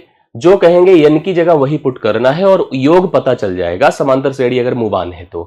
और अगर मान लो हम समांतर श्रेणी इतने के ही इर्द गिर्द रख रहे हैं, मान लीजिए हमको पहला पद कंफर्म था a बराबर 9 है, हमें यह 17वां पद भी कंफर्म था l बराबर आपका 17 है, बट हमें पदों की संख्या नहीं क्लियर है। तो पहला काम ये होगा कि आप n कैलकुलेट करो कि n कितना है। यहां से तो n पहचान ले रहे हो कि कुल 5 है। अगर बहुत ज्यादा संख्या रहती है तो हमको n पहचानने के लिए n निकालने की जो पैटर्न हमने पढ़ाया था उसको लगाना पड़ता है। उसके बाद फिर रूल देखो, S5 is equal to rule 5/2 n/2। भाई सूत्र क्या था, लिखवाया था अभी थोड़ी देर पहले जब आपको पहला और अंतिम पद दिया हो। Sn is equal to n/2 a plus l होता है ना यस। तो आप लिखो S5 is equal to n/2 मतलब 5/2 a प्लस l मतलब 9 प्लस 17, 9 17 होता है भैया 26, 2 से काटेंगे तो होगा 13, 13 पचे 65। राइट सोल्यूशन बोलो कितना हो रहा है, 65 हो रहा है। इस प्रश्न के लिए करेक्ट हल हो जाएगा, यस हो जाएगा। लेकिन ध्यान दीजिए n तो कंफर्म करना होगा ना। n दिया है तो बहुत अच्छी बात है, नहीं दिया है तो आपको करना ही करना पड़ेगा। आशा करता हूं समझ में आया होगा।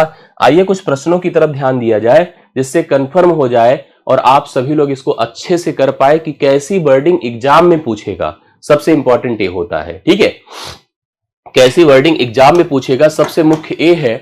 उसमें हम इस 12वें क्वेश्चन की तरफ पढ़ते हैं तो कंफर्म हो जाएगा कैसी वर्डिंग एग्जाम में पूछेगा। आइए देखिए, 1 है, 4 है, 7 है, 10 है के 20 पदों का योगफल आपसे पूछ रहा है कि इसके 20 पदों का योगफल क्या होगा। श्रेणी लिखिए, 1 है, 4 है, 7 है, 11 है, सवान बढ़ते चले गए, 20 पद तक बोला है। नहीं 20 पद, ये 20 नहीं है, इसके 20 पदों का, इस श्रेणी के पहला पद आपका ए है। पहला पद क्या है, ए है। जैसे इसमें आप देखो तो अब यहां पर जैसे हमको कंफर्म नहीं है कि लास्ट टर्म क्या है, उत्तर आपके आ रहे हैं। ये अच्छा लगा, प्रिया का आंसर है, काजल का, अमित का, विनीत का, आंसू का, शालिनी का आंसर दिखता है तो अच्छा लगता है। आपका रिस्पांस जब प्रेजेंट होता है मुझे लगता है क्लास में कनेक्टिविटी है और पैटर्न आपको समझ में आ रहा है। सबसे मुख्य यही होता है। फर्स्ट टर्म ए बराबर 1 है, ठीक है, ए बराबर 1 है। डी कितना है बोलो, 1 से 3 जुड़ेगा तो आपका 4 होगा। डी बराबर 3 है। हमसे 20 पदों का योगफल पूछ रहा है तो मैं लिखूंगा यस 20 बराबर 20/2 2a, 2 गुड़े कितना कर दो 1 प्लस n-1 मतलब कितना 20 - 1 गुड़े डी मतलब 3। यही देखिए नियम लगा दिया हमने। 2 से डिवाइड कर दे कितना हो गया, 10 हो गया, करेक्ट है। और यहां पर भाई कितना होगा, 2 होगा। और यहां पर क्या होगा, 19 गुड़े 3 57 होगा। 57 2 कितना होता 59, 59 गुड़े आप 10 कर देंगे तो निश्चित तौर पर 590 होगा, जो आप लोग पहले से कंफर्म कर चुके हो तो अच्छा लगा मुझे रिस्पॉन्स। 590 इस प्रश्न के लिए राइट सोल्यूशन, एकदम परफेक्ट विष्णु, बहुत बढ़िया सब लोगों ने। हाँ 11 नहीं 10 है, क्या 11, अच्छा कोई बात नहीं, हालांकि उतनी आवश्यकता नहीं पड़ती। लेकिन देखिए किसने अटेम्प्ट किया था, विनीत ने, वेरी गुड। 11 नहीं था भाई, फ्लो में लिख दिया होगा, ठीक है। चलो आई बातें समझ में, क्लियर हो गया है कॉन्सेप्ट। अब एक प्रश्न देखो, और अब वर्ड मैं कह रहा हूं ना, देखो कॉन्सेप्ट तो चलो मैंने फार्मूला बताया, बट एग्जाम वर्डिंग कैसे बनाएगा, क्वेश्चन को क्रिएट कैसे करेगा, इसको आप यहां से फील करोगे तो खुद ही समझ में आ जाएगा।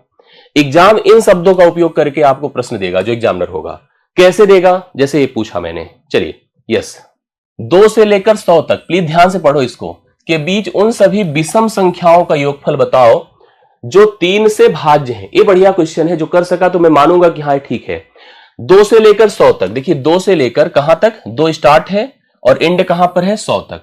हमें क्या ध्यान देना है, पढ़िए, उन सभी विषम संख्याओं का योगफल बताना है जो 3 से भाज्य है। ये भी ध्यान दीजिएगा, एक तो विषम संख्या हो, एक तो क्या है ऑड नंबर हो, विषम संख्या हो, लेकिन साथ साथ ये भी ध्यान देना है कि 3 से क्या हो, भाज्य हो।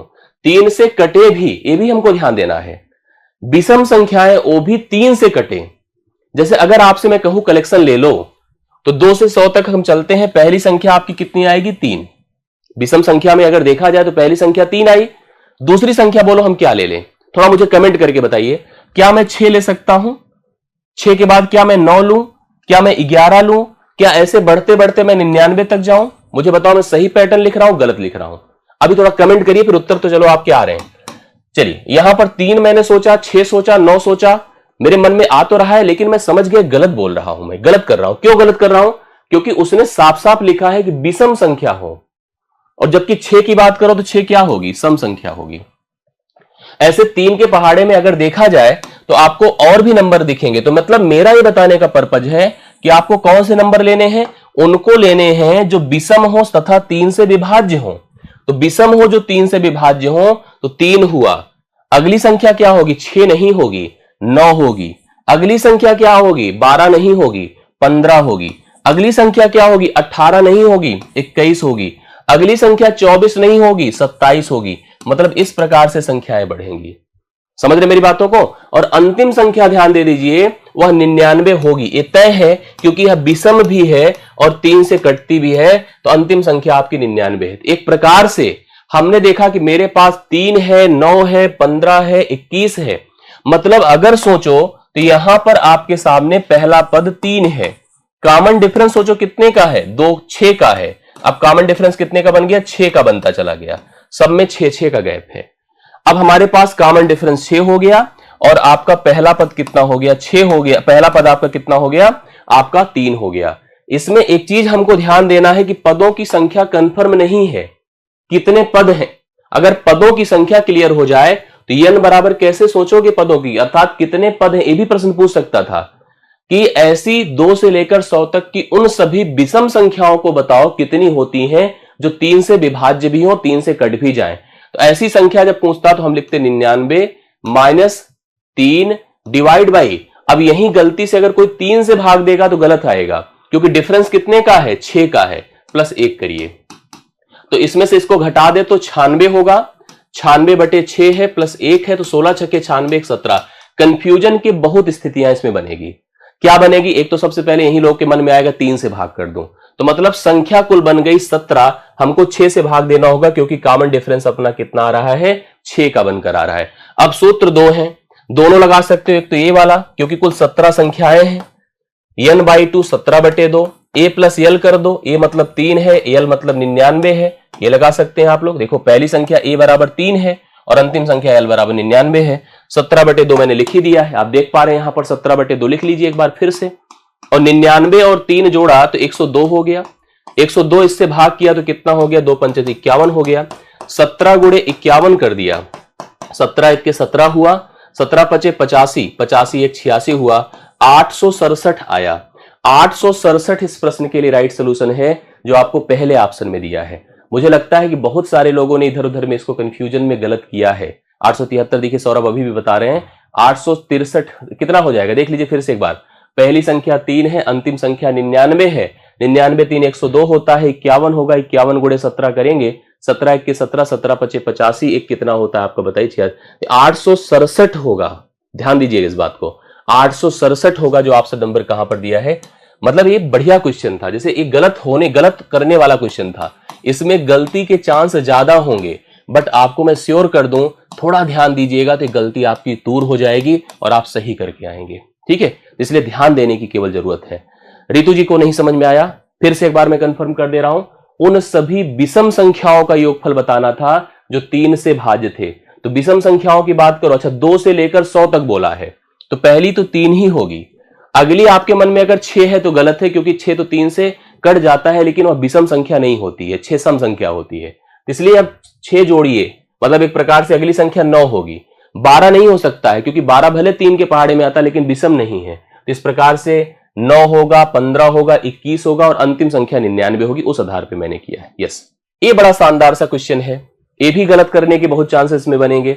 एक बात मैं आपको बता दूं, जैसे मैं कुछ चीजें आपको थोड़ा सा पहले क्रिएट कर देता हूं, फिर बताता हूं। ध्यान से देखिएगा, जैसे मेरे पास अगर कुछ संख्याएं हैं जो समांतर श्रेणी में है, जैसे आप खुद ही देखो, 1 है, 4 है, 7 है, 11 है, 1 4 है, 7 है, 10 है, 13 है। ये समांतर श्रेणी में है कि नहीं है? बोलिए, ये समांतर श्रेणी में कंफर्म करो है कि नहीं है? बिल्कुल है। कैसे है बोलो? 1 में 3 जोड़ा तो 4 है, 4 में 3 जोड़ा तो 7 है, 7 में 3 जोड़ा तो 10 है, तो पक्का है समांतर श्रेणी में है, ये तो श्योर हो गया। ठीक है, अगर मैं आपसे कह दूं इस समांतर श्रेणी का S1 बताओ क्या है? बोलिए S1 क्या हो? S1 मतलब एक पद का योगफल। बोलिए फट से बताइए। हमने कहा समांतर श्रेणी के एक पद, पहले पद का योगफल क्या होगा? कहोगे सर कोई दिक्कत नहीं, एक ही होगा। क्या होगा? एक ही होगा, मतलब a1 हो गया, अर्थात पहला पद ही एक पद का योगफल होगा। अब मैं आपसे कहूं s2 बताओ कितना होगा? कहोगे सर 1 और 4 को जोड़ दें तो आपको मिलेगा 5, मतलब कंफर्म हो गया है a1 प्लस a2 है। क्लियर हो गई बातें?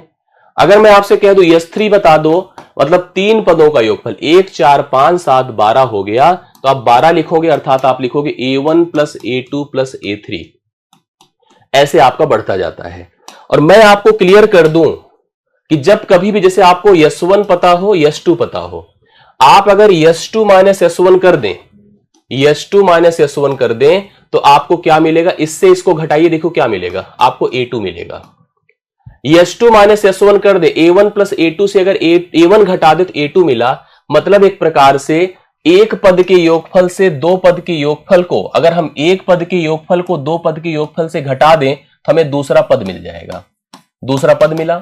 अब दूसरा पद अगर मिल गया तो हम सबको पता है कि दूसरा पद मतलब सेकेंड टर्म, दूसरा माइनस पहला अगर हम करेंगे तो हमको सार्वंतर मिलेगा, अर्थात डी मिलेगा। इस पैटर्न को दिमाग में रखिए। समांतर श्रेणी के n पदों के योगफल के कॉन्सेप्ट पर यह प्रश्न है।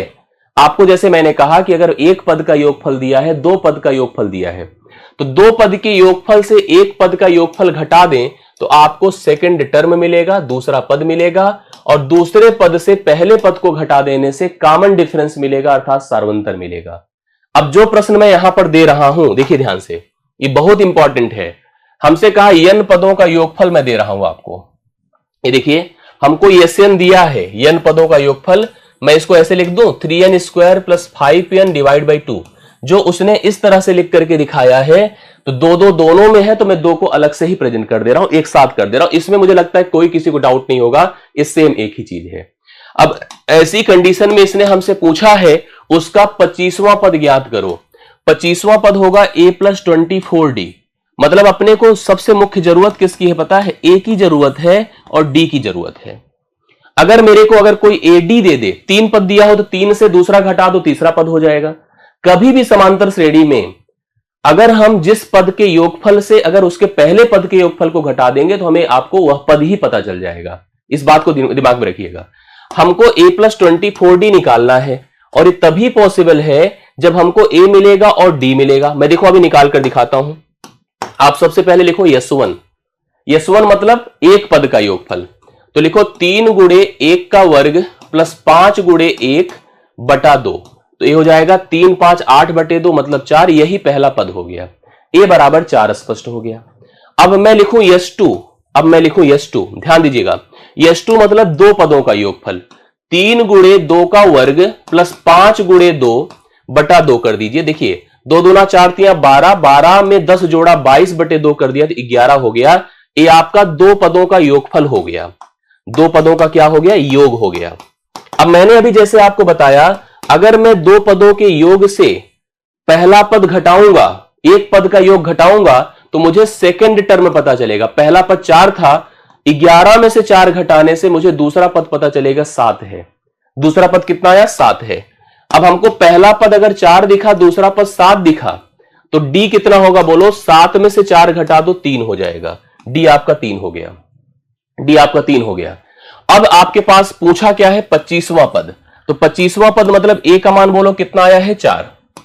24 गुणे कितना कर दो? 3 कर दो। 24 तिया 72, 72 में 4 जोड़िए तो बोलिए कितना आया? 76। इसका 25वां पद क्या होगा? 76, जो ऑप्शन नंबर बी में दिया है। और बहुत लोग आंसर नहीं दे पाए हैं, नहीं दे पाए आंसर। मैं जानता था गलत होगा। यही सब कंफ्यूजन होता है जो हमको ब्रेक करा देता है, हमारी मतलब कहीं ना कहीं हमको डिस्टर्ब कर देता है। अब देखिए आंसर आ गया कि नहीं? 76।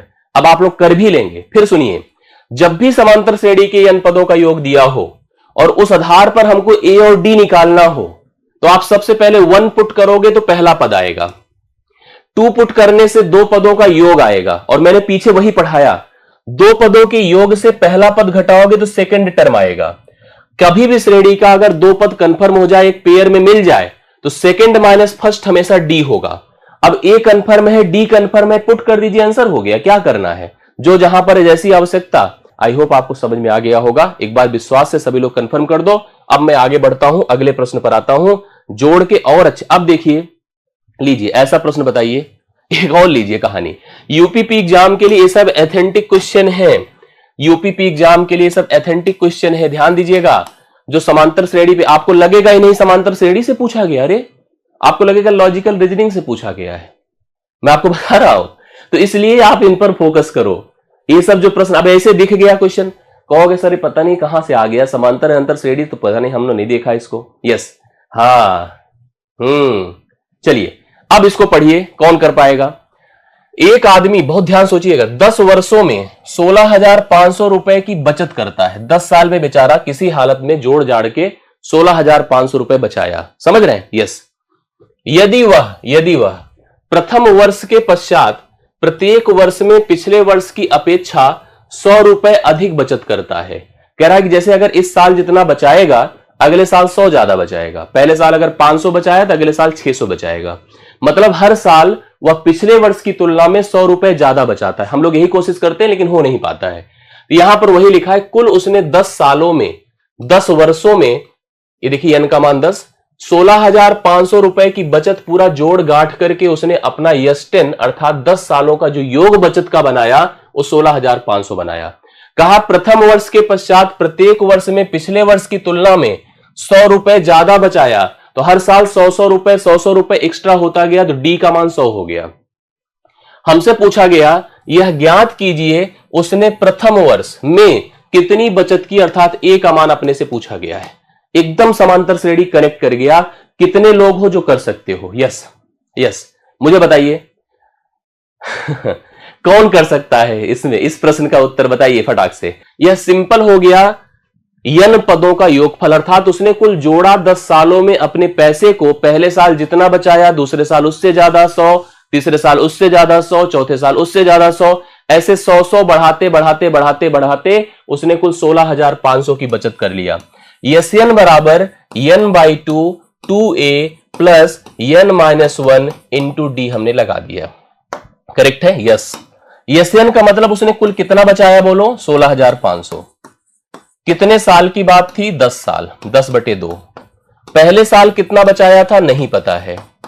कितने साल की बात है? 10 साल। हर साल में कितना इंक्रीज होता है? 100 रुपए। यही लगा दीजिए, उत्तर हो जाएगा। हर साल कितना इंक्रीज? 100। चलिए आंसर कर दीजिए सब लोग फटाक से। कितना होगा? 2 पंचे 10, 5 से तुरंत इसको काट दो। 5 तिया 15, 5 तिया 15, 3300 हो गया। इधर 2a है, इधर 10 में से एक निकला 9, ये 900 होगा। मतलब एक प्रकार से 2a प्लस 900 बराबर 3300 हो गया। 3300 हो गया। 900 घटा दीजिए, 900 घटाइए तो कितना हो जाएगा बोलिए? तो हो जाएगा 2a बराबर 900 घटेगा तो 2400 आएगा। और a का मान बोलो कितना हो जाएगा? 2 से डिवाइड करो, 1200 हो जाएगा। 1200 बचाया था उसने पहले साल। किसका आंसर 1500 आया था? Yes, okay. तो राइट सोल्यूशन इसमें कितना आ रहा है बोलो? 1200 आएगा, जो इस प्रश्न का करेक्ट हल होगा, जो आप लोग नोट कर सकते हैं। पीछे मैंने देखा था कि कई सारे लोगों ने हमें उत्तर बताया था, वो भी कितना? 1500, जो गलत था। मतलब आपने देखा कि उसने जैसे ऐसे, उसका कॉन्सेप्ट कैसे हुआ होगा? पहले साल 1200 बचाया होगा, अगले साल 1300 बचाया होगा, अगले साल 1400 बचाया होगा, अगले साल 1500 बचाया होगा, अगले साल 1600 बचाया होगा। ऐसे कुल 10 सालों में वह अपनी पूरी इनकम से 16,500 रुपए की बचत किया था। इस प्रकार से प्रश्न का उत्तर 1200 आएगा। तो कृष्णा जी सही कर लीजिए, ठीक है? अब सही कर देंगे ना? यस, अमित, कृष्णा, सभी लोगों से मेरा रिक्वेस्ट है कि इसको देखिए ध्यान से और कंफर्म करिए। बोलिए सही है? यस, कंफर्म हो गई बातें? अब क्लियर हो गया सबको? हाँ, चलो। ये प्रश्न यूपीपी एग्जाम में दिख सकता है ऐसा। चलो, ये अगर क्लियर हो गया तो एक और कर लीजिए, एक और कर लीजिए। हाँ, एक और इसी टाइप का प्रश्न है, थोड़ा ये भी कोशिश कर लीजिए। अगर उसी प्रकार का ही प्रश्न आपको मिल गया तो मुझे लगता है कि आपको समझ में आ जाएगी। जी चलिए, इसको बताइए, इस प्रश्न का उत्तर बताइए। किसी स्कूल के विद्यार्थियों को उनके समग्र प्रदर्शन, किसी कार्य के लिए, मतलब समग्र जो प्रदर्शन हो रहा है, 7 नगद पुरस्कार देने के लिए 700 रुपए रखा गया। मतलब जैसे कभी कभी आप देखते नहीं है कि कहीं पर कोई अनाउंसमेंट होता है कि हम 1 करोड़ का इनाम रखे हैं। 1 करोड़ का अकेला इनाम नहीं होता, सब जुड़कर उतना है। वही चीज है, स्कूल में कहा गया पूरी परफॉर्मेंस के लिए 7 नगद पुरस्कार टोटल होंगे, 7 अलग अलग पुरस्कार रखे गए हैं। कुल बजट है 700 रुपए, मतलब 700 रुपए का कुल बजट रखा गया है। यदि प्रत्येक पुरस्कार अपने से ठीक पहले पुरस्कार से 20 रुपए कम है, जैसे अगर पहले में 100 होगा तो दूसरे में 80 होगा, तीसरे में 60 होगा, चौथे में 40 होगा, मतलब इस प्रकार से प्रत्येक पुरस्कार अपने पिछले वाले पुरस्कार से 20 रुपए कम है, तो प्रत्येक नहीं पहला पुरस्कार लिखिए। पहला पुरस्कार या पहले पुरस्कार की राशि ज्ञात करो कि पहला पुरस्कार एकदम सेम उसी पैटर्न पर क्वेश्चन है जैसे अभी पीछे करके आए हैं, एकदम सेम उसी पैटर्न पर है जो भी हमने पीछे पढ़ा, सेम वही कॉन्सेप्ट लगेगा। S n equal to n by two, S n equal to n by two 2a plus n minus 1 into d. बोलिए आपने कितना बजट प्लान किया है? 700 रुपए। कितना भाई? 700। कितने पुरस्कारों में? n बराबर 7 है, n बराबर क्या है? 7 है, लिखो 7/2। 2a करो, 2 गुणे कितना? पहला पुरस्कार नहीं पता है, पहला पुरस्कार कंफर्म हो जाए तब तो सब क्लियर ही हो गया। प्लस n कितना है? बोलो 7 है, 7 में से 1 निकाल दो, 6 हो गया। d मतलब 20 कम है, तो 20 को नेगेटिव लीजिएगा, पॉजिटिव लिया तो सब खत्म है। 20 को अगर आपने पॉजिटिव ले लिया तो खत्म है, खराब हो गया। सोचिए, अब इसको 7 से पहले खत्म कर दो, 100 हो गया। 2 से गुणा कर दे, 200 हो गया। और यहां पर 2a है और यहां पर माइनस 120 होगा, माइनस 120। 2a माइनस 120 बराबर अगर 200 है तो यह इधर जाएगा, मतलब एक प्रकार से 2a बराबर आपका 120 जाके जब जुड़ेगा इसमें तो 320 हो जाएगा। 320 हो गया तो a बराबर 2 से भाग कर दें, 2 1 के 2, 2 6 12, 160 रुपए होगा। पहला पुरस्कार अगर आपने 160 बताया तो एकदम परफेक्ट बताया है। तो राइट सोल्यूशन 16वें प्रश्न का कितना है? 160 रुपए। This is the first prize, यही पहला पुरस्कार था। 140 नहीं होगा, 160 होगा, कंफर्म करिए। 160 दूना 320 होगा। 140 कैसे आपके आ रहे थे मुझे नहीं समझ में आया। एक इसी पर बहुत ही अच्छा शानदार सा क्वेश्चन है, ये भी है थ्योरी टाइप का। अगर इसको आप देखिए, ऐसे ही प्रश्न मिलेंगे, कंफ्यूजन क्रिएट करेंगे आपके लिए। आप इसको थोड़ा सा पढ़ के बताओ क्या है। एक स्कूल के विद्यार्थियों ने, एक स्कूल के जितने बच्चे थे, ध्वनि तथा वायु प्रदूषण को कम करने के लिए, ऐसे यूपीपी एग्जाम देगा आपको, क्वेश्चन देगा, स्कूल के अंदर व बाहर मतलब आसपास पूरे सराउंडिंग में पेड़ लगाने के बारे में सोचा। बच्चों ने एक अच्छा नैतिक कदम उठाने की कोशिश करी, पर्यावरण को बचाने के लिए, ध्वनि और वायु प्रदूषण को कम करने के लिए बच्चों ने कहा चलो हम पेड़ लगाएंगे। करेक्ट। यह निर्णय लिया गया कि प्रत्येक कक्षा का प्रत्येक अनुभाग, हर कक्षा का हर सेक्शन अपनी कक्षा की संख्या के बराबर पेड़ लगाएगा। पहला वाला मतलब जैसे जितनी हमारी क्लास की नंबरिंग है उसी हिसाब से हम पेड़ लगाएंगे। क्लास 1 के बच्चे छोटे होते हैं, 1 पेड़ लगाएंगे। क्लास 2 के बच्चे थोड़ा बड़े होते हैं, 2 पेड़ लगाएंगे। 3 वाले थोड़ा और बड़े होते हैं, 3 पेड़ लगाएंगे। 4 वाले और बड़े, यही लिखा है ना, देखो उदाहरणार्थ, कक्षा 1 का अनुभाग 1 पेड़ लगाएगा, कक्षा 2 का अनुभाग 2 पेड़ लगाएगा, कक्षा 12 का अनुभाग, कुल 1 से लेकर 12 तक का वह स्कूल चलता था, 12 पेड़ लगाएगा। प्रत्येक कक्षा में 3 अनुभाग है, मतलब 3 सेक्शन है। तो बताइए इस स्कूल में विद्यार्थियों द्वारा लगाए गए कुल पेड़ों की संख्या कितनी होगी? कौन कौन कर सकता है इसको उत्तर? बताइए फटाक से, कौन कौन इसका आंसर दे सकता है? क्लास 1 वाले 1 पेड़ लगाएंगे, 2 वाले 2 पेड़ लगाएंगे, 3 वाले 3 पेड़ लगाएंगे, 4 वाले 4 पेड़ लगाएंगे, 5 वाले 5, 6 वाले 6, 7 वाले 7, 8 वाले 8, 9 वाले 9, 10 वाले 10, 11 वाले 11, 12 वाले 12 पेड़ लगाएंगे। ऐसे पेड़ लगाते गए सभी बच्चे। ये तो तब का था जब एक सेक्शन था, बट सेक्शंस की संख्या कितनी थी? 3। जो मान आ जाए उसको 3 से करना है गुणा। अब उत्तर देखिए आपके आ रहे 234। चलिए चेक कर लेते हैं। इसके पहले एक बात जान लीजिएगा, नोट कर लीजिएगा, ये भी समांतर श्रेणी का पैटर्न होता है। कभी दिया हो 1 + 2 + 3 + 4 + 5 + 6 + 100 अगर n तक है तो किसी इसको आप समांतर श्रेणी नहीं कहें, इसको प्राकृतिक संख्या कहें। हमने कहा प्रथम n प्राकृतिक संख्याओं का योग, प्रथम n प्राकृतिक संख्याओं का योग n × n + 1 डिवाइड बाई क्या होता है? 2 होता है। प्रथम n प्राकृतिक संख्याओं का योग n × n + 1 डिवाइड बाई 2 होता है। अगर 1 से लेकर 12 तक की क्लास थी, सबने पेड़ों की संख्या अपनी क्लास की संख्या के बराबर लगाई है, तो 1 से लेकर 12 तक का जोड़ करिए। जोड़ करेंगे तो 12 गुणे अंतिम मान देखो n बराबर 12 है, 12 में 1 जोड़ दो 13/2 कर दो, 2 छंगे 12 होता है, 13 छंगे 78। 78 तो लगेगा जब एक अनुभाग था, अनुभाग कितने थे अर्थात सेक्शंस कितने थे? 3। 3 से कर दीजिए गुणा, 3 अठे 24, 3 सत्ते 21, 21 दो कितना होता है? 23। 234 पेड़ कुल लगेंगे स्कूल के अंदर और बाहर, जो ऑप्शन नंबर बी में आपको दिया है। एकदम सही आपने कंफर्म किया, यस। मुझे लगता है कि आप सब लोगों को क्लियर हो गया होगा। 234 पेड़ इस प्रश्न का राइट सोल्यूशन बी ऑप्शन है, एकदम करेक्ट आंसर आप सब लोग देखिए, बहुत बढ़िया। सभी लोगों को क्लियर हो गया होगा, इसमें अब दिक्कत किसी को नहीं होगी। सब लोगों को फाइनली इस बात का, इस कॉन्सेप्ट को आप लोग क्लियर कर चुके होंगे। अब थोड़ा सा मैं आपको लेकर आगे बढ़ता हूं और कुछ पैटर्न आपको समझाता हूं जीपी के बारे में, ठीक है। एपी की इतनी आवश्यकता थी, एपी हमारा डन है।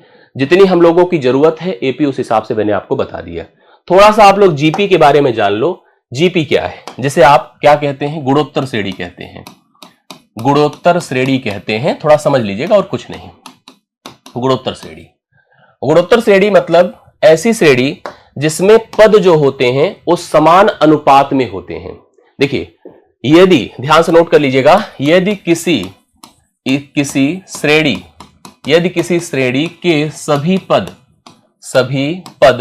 समान अनुपात में हो, समान अनुपात में हो, तो वह श्रेणी क्या होगी? बोलिए। यदि किसी श्रेणी के सभी पद समान अनुपात में हो तो वह श्रेणी आपकी क्या कहलाती है? गुणोत्तर श्रेणी कहलाती है। तो वही श्रेणी आपकी गुणोत्तर श्रेणी, मतलब आप ऐसे लिख दीजिएगा, ऐसे इसको हटा ही देते हैं।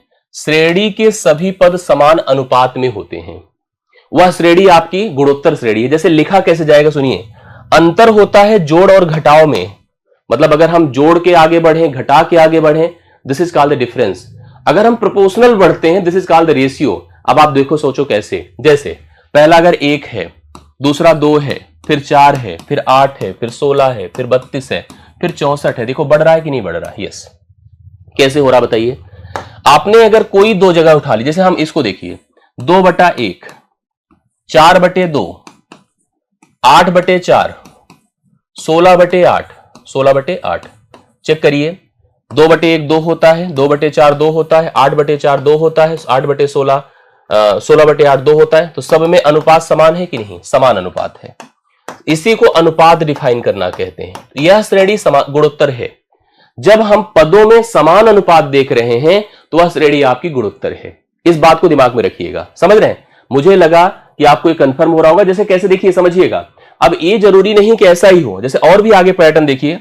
हमने लिखा सपोज करो 10 है, 20 है, 40 है, ठीक है, 40 है, 80 है, ऐसे बढ़ता चला गया। अब भी देखिए यहां पर 20/10 है, 40/20 है, 40/20 है, 80/40 है। सब में कितने का डिफरेंस है? रेशियो बताइए, 2 का, 2 का, 2 का। अगर रेशियो 2 है, समान अनुपात है, तो यह श्रेणी आपकी गुणोत्तर है। ऐसे और देखिए, 1 है, 1/2 है, 1/4 है, 1/8 है, 1/16 है, ऐसे बढ़ते चले जाइए। यह श्रेणी भी आपकी गुणोत्तर है। क्यों? 1/2/1 करिए, 1/4/2 करिए, ठीक है, 1/8/1/4 करिए तो 4 ऊपर जाएगा। हर जगह पर देखिए 1/2 का अनुपात नजर आएगा। तो यह भी श्रेणी आपकी क्या है? गुणोत्तर है। तो गुणोत्तर श्रेणी वह श्रेणी है जिसमें अनुपात सारो अनुपात होते, मतलब समान अनुपात होते हैं।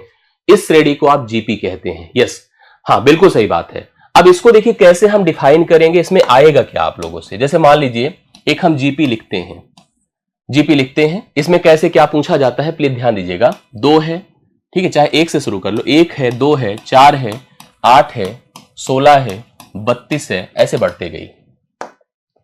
अब हमसे कहा जाएगा, जैसे आप देखो ये पहला पद है, ये दूसरा है, ये तीसरा है, ये चौथा है, ये पांचवा है, छठा है, इस प्रकार से पद डिफाइन है। हमसे कहा जाएगा nth term, nth term of GP, मतलब गुणोत्तर श्रेणी का nवां पद, गुणोत्तर श्रेणी का nवां पद, nवां पद। इसके लिए आप एक पैटर्न याद रख लीजिए, that equal to Tn is equal to AR की पावर n-1। जैसे वहां पर होता था उससे थोड़ा सा हट के होगा। A मतलब पहला पद, R मतलब समान अनुपात, n मतलब किस पोजीशन पर है, n-1 कर दें। तो मुझे लगता है कि हाँ जी, समझ में आई बात है कि नहीं? क्या मैंने लिखा? AR की power n-1, that is called the nth term of the GP. यह जीपी का nth होगा।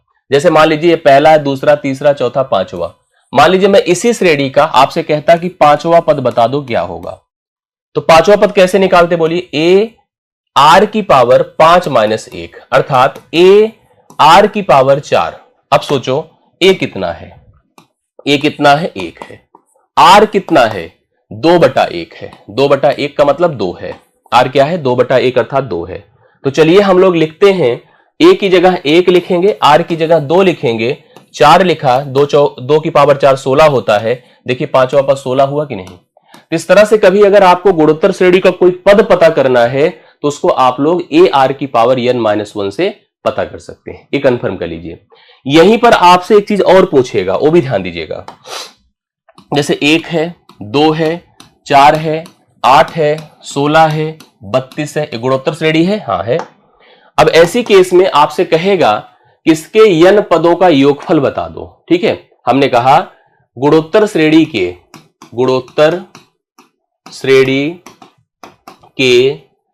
n पदों का योगफल, इसका जो फार्मूला होता है उसको थोड़ा सा आपको तैयार करना होगा। जैसे अभी हम लोग एक फार्मूला लिख रहे हैं, Sn equal to a r की power n-1 divide by r-1। यहां पर मैं आपको एक बात कंफर्म कर दूं कि गुणोत्तर श्रेणी के n पदों के योगफल की जब बात आती है तो उसके दो फार्मूले डेवलप होंगे। दरअसल उसकी डिपेंडेंसी r के ऊपर हो जाती है। कैसे हो जाती सुनिएगा। पहला फार्मूला है a आर की power n-1 divide by r-1 और एक होता है a 1 माइनस आर की power n divide by 1 minus r. ध्यान दीजिए कब कब लगता है, दोनों को एकदम तैयार कर लीजिएगा। जब r अगर ग्रेटर देन 1 है, r अगर 1 से बड़ा है, तब तो आपको ये फार्मूला लगाना है। अगर r लेस देन 1 है तो आपको ये फार्मूला लगाना है। पहले तो आप उस गुणोत्तर श्रेणी का r निकालो, चेक करो कि वह 1 से बड़ा है कि नहीं है। अगर 1 से बड़ा है तो r की पावर n पहले रहेगा, फिर 1 घटेगा। अगर वह r 1 से छोटा है, 1/2 है, 1/4 है, 1/3 है, तब आपको इस फार्मूले को लगाना होगा।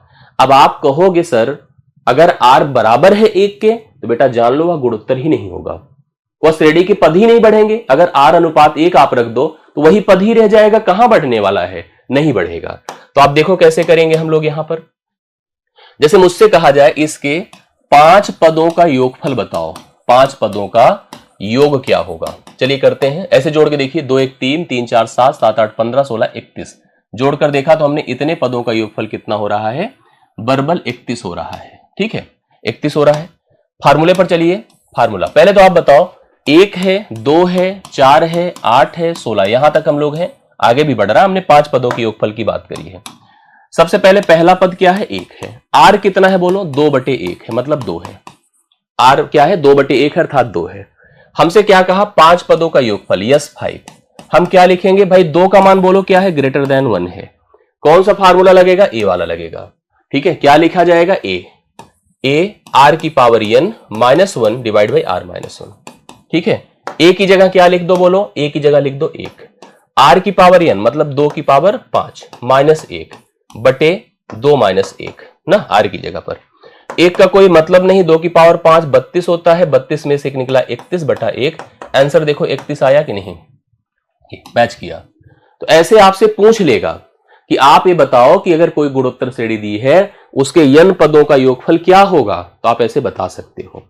आइए कुछ प्रश्न करते हैं तो आपको और कंफर्म होगा, आपको लगेगा कि हाँ समांतर गुणोत्तर श्रेणी का यह सिस्टम है और इस हिसाब से हम लोग कर सकते हैं। जैसे देखो ये प्रश्न पूछा, प्रश्न देखिए क्या है, आपसे कहा 5 है, 10 है, 20 है, 40 है, 80 है, बढ़ता चला गया। 10वां पद हम लोगों से पूछा है कि 10वां पद क्या होगा, कमेंट करके बताइए 10वां पद क्या होगा। 10th टर्म ए आर की पावर 9 होगा, बोलो मैं सही कर रहा हूं कि नहीं, ए आर की पावर 9 होगा। हमने क्या लिखवाया था, nth टर्म क्या होता है, ए आर की पावर n-1 होता है, ये हमने लिखवाया आपको। चलिए हाँ, बहुत फार्मूला नहीं है इसमें, अगर सोचो तो समांतर श्रेणी देखो परफेक्ट हो गया होगा। गुणोत्तर श्रेणी में बस आपको 2 ही फार्मूले याद रखने हैं, एक तो पद निकालने का जो मैंने बताया ए आर की पावर n-1 और एक जोड़ का। यस, इतनी ही चीजें हमको इसको तैयार करनी है, बाकी इसकी कोई आवश्यकता नहीं है। चलिए करिए, हमसे क्या बोला, ए आर की पावर 9 लगाना है हम लोगों को। पहला क्या है 5, आर कितना होगा 10/5, 10/5 का मतलब 2। आइए इस पैटर्न पर रखिए, 5 रखो, आर की जगह 2 रखो, पावर 9 रखो, बोलो कितना आंसर आएगा इसका, 2560। चलिए देखते हैं, तो 5 गुणे 2 की पावर 9 क्या होगा भाई? 2 की पावर 9 फटाक से बताइए। हाँ, 2 की पावर 9 कितना होने वाला है आपका? कंफर्म करिए। 2 की पावर 4, ऐसे 2 की पावर को थोड़ा बर्बल याद करिए। 2 की पावर 1 पर 2, 2 पर 4, 3 पर 8, 4 पर 16, 5 पर 32, 6 पे 64, 7 पे 128, 8 पे 256 और 5 पे कितना होगा? सॉरी 9 पे क्या होगा? 512 होगा। हमने लिखा 512। 512 को 5 से गुणा किया, 5 दूना 10, 5 1 के 5 1 6, 5 5 25, 2560 जो बता रहे एकदम परफेक्ट बता रहे। सी ऑप्शन हो जाएगा। सी ऑप्शन हो गया। Yes, right solution C option होगा, 2560 होगा। आशा करता हूं समझ में आया होगा। इसको देखिए, गुणोत्तर श्रेणी के, फट से पढ़िए इसको। गुणोत्तर श्रेणी का 7वां पद उसके चौथे पद का 8 गुना है। ये बहुत बढ़िया प्रश्न है। देखिए, इस तरह के इंपॉर्टेंट क्वेश्चन तैयार करिए। कहा है गुणोत्तर श्रेणी के 7वां पद उसके चौथे पद का 8 गुना है, तो उसका प्रथम पद ज्ञात करे यदि 5वां पद 48 है। लीजिए, हमसे कहा 7वां पद, ध्यान से देखिएगा, 7वां पद उसके चौथे पद के 8 गुना है, ऐसे लिख दिया हमने। ये देखो, बढ़ा दिया ना। 7वां पद चौथे पद का क्या है? 8 गुना है। ये लिखा है 7वां पद चौथे पद का 8 गुना है। तो 7वां पद होगा क्या भाई? 7वां पद होगा ए आर की पावर 6। चौथा पद क्या होगा? ए आर की पावर 3 बराबर 8/1 कर दो। ए से गया, और इंडिसेस पढ़ा है ना हम लोगों ने। ए की पावर m अगर ए की पावर n है, ए की पावर m माइनस n होगा। बोलो सही है गलत है? सही है। ठीक है, अब इसमें देखिए हम क्या लिखे अब यहां पर, r की पावर 6 है, r की पावर 3 है, घटा दो, r की पावर 3 हो जाएगा, बराबर 8 है। तो r की पावर 3 बराबर 2 की पावर 3 है, तो r बराबर बोलो कितना है? 2 है। r बराबर कितना है? 2। r का मान अपना 2 आ गया। अब हमसे क्या पूछा है? प्रथम पद पूछ रहा है, पहला पद ये पूछ रहा है। 5वां पद दिया है जो ए आर की पावर 4 होता है, बराबर कितना है? 48 है।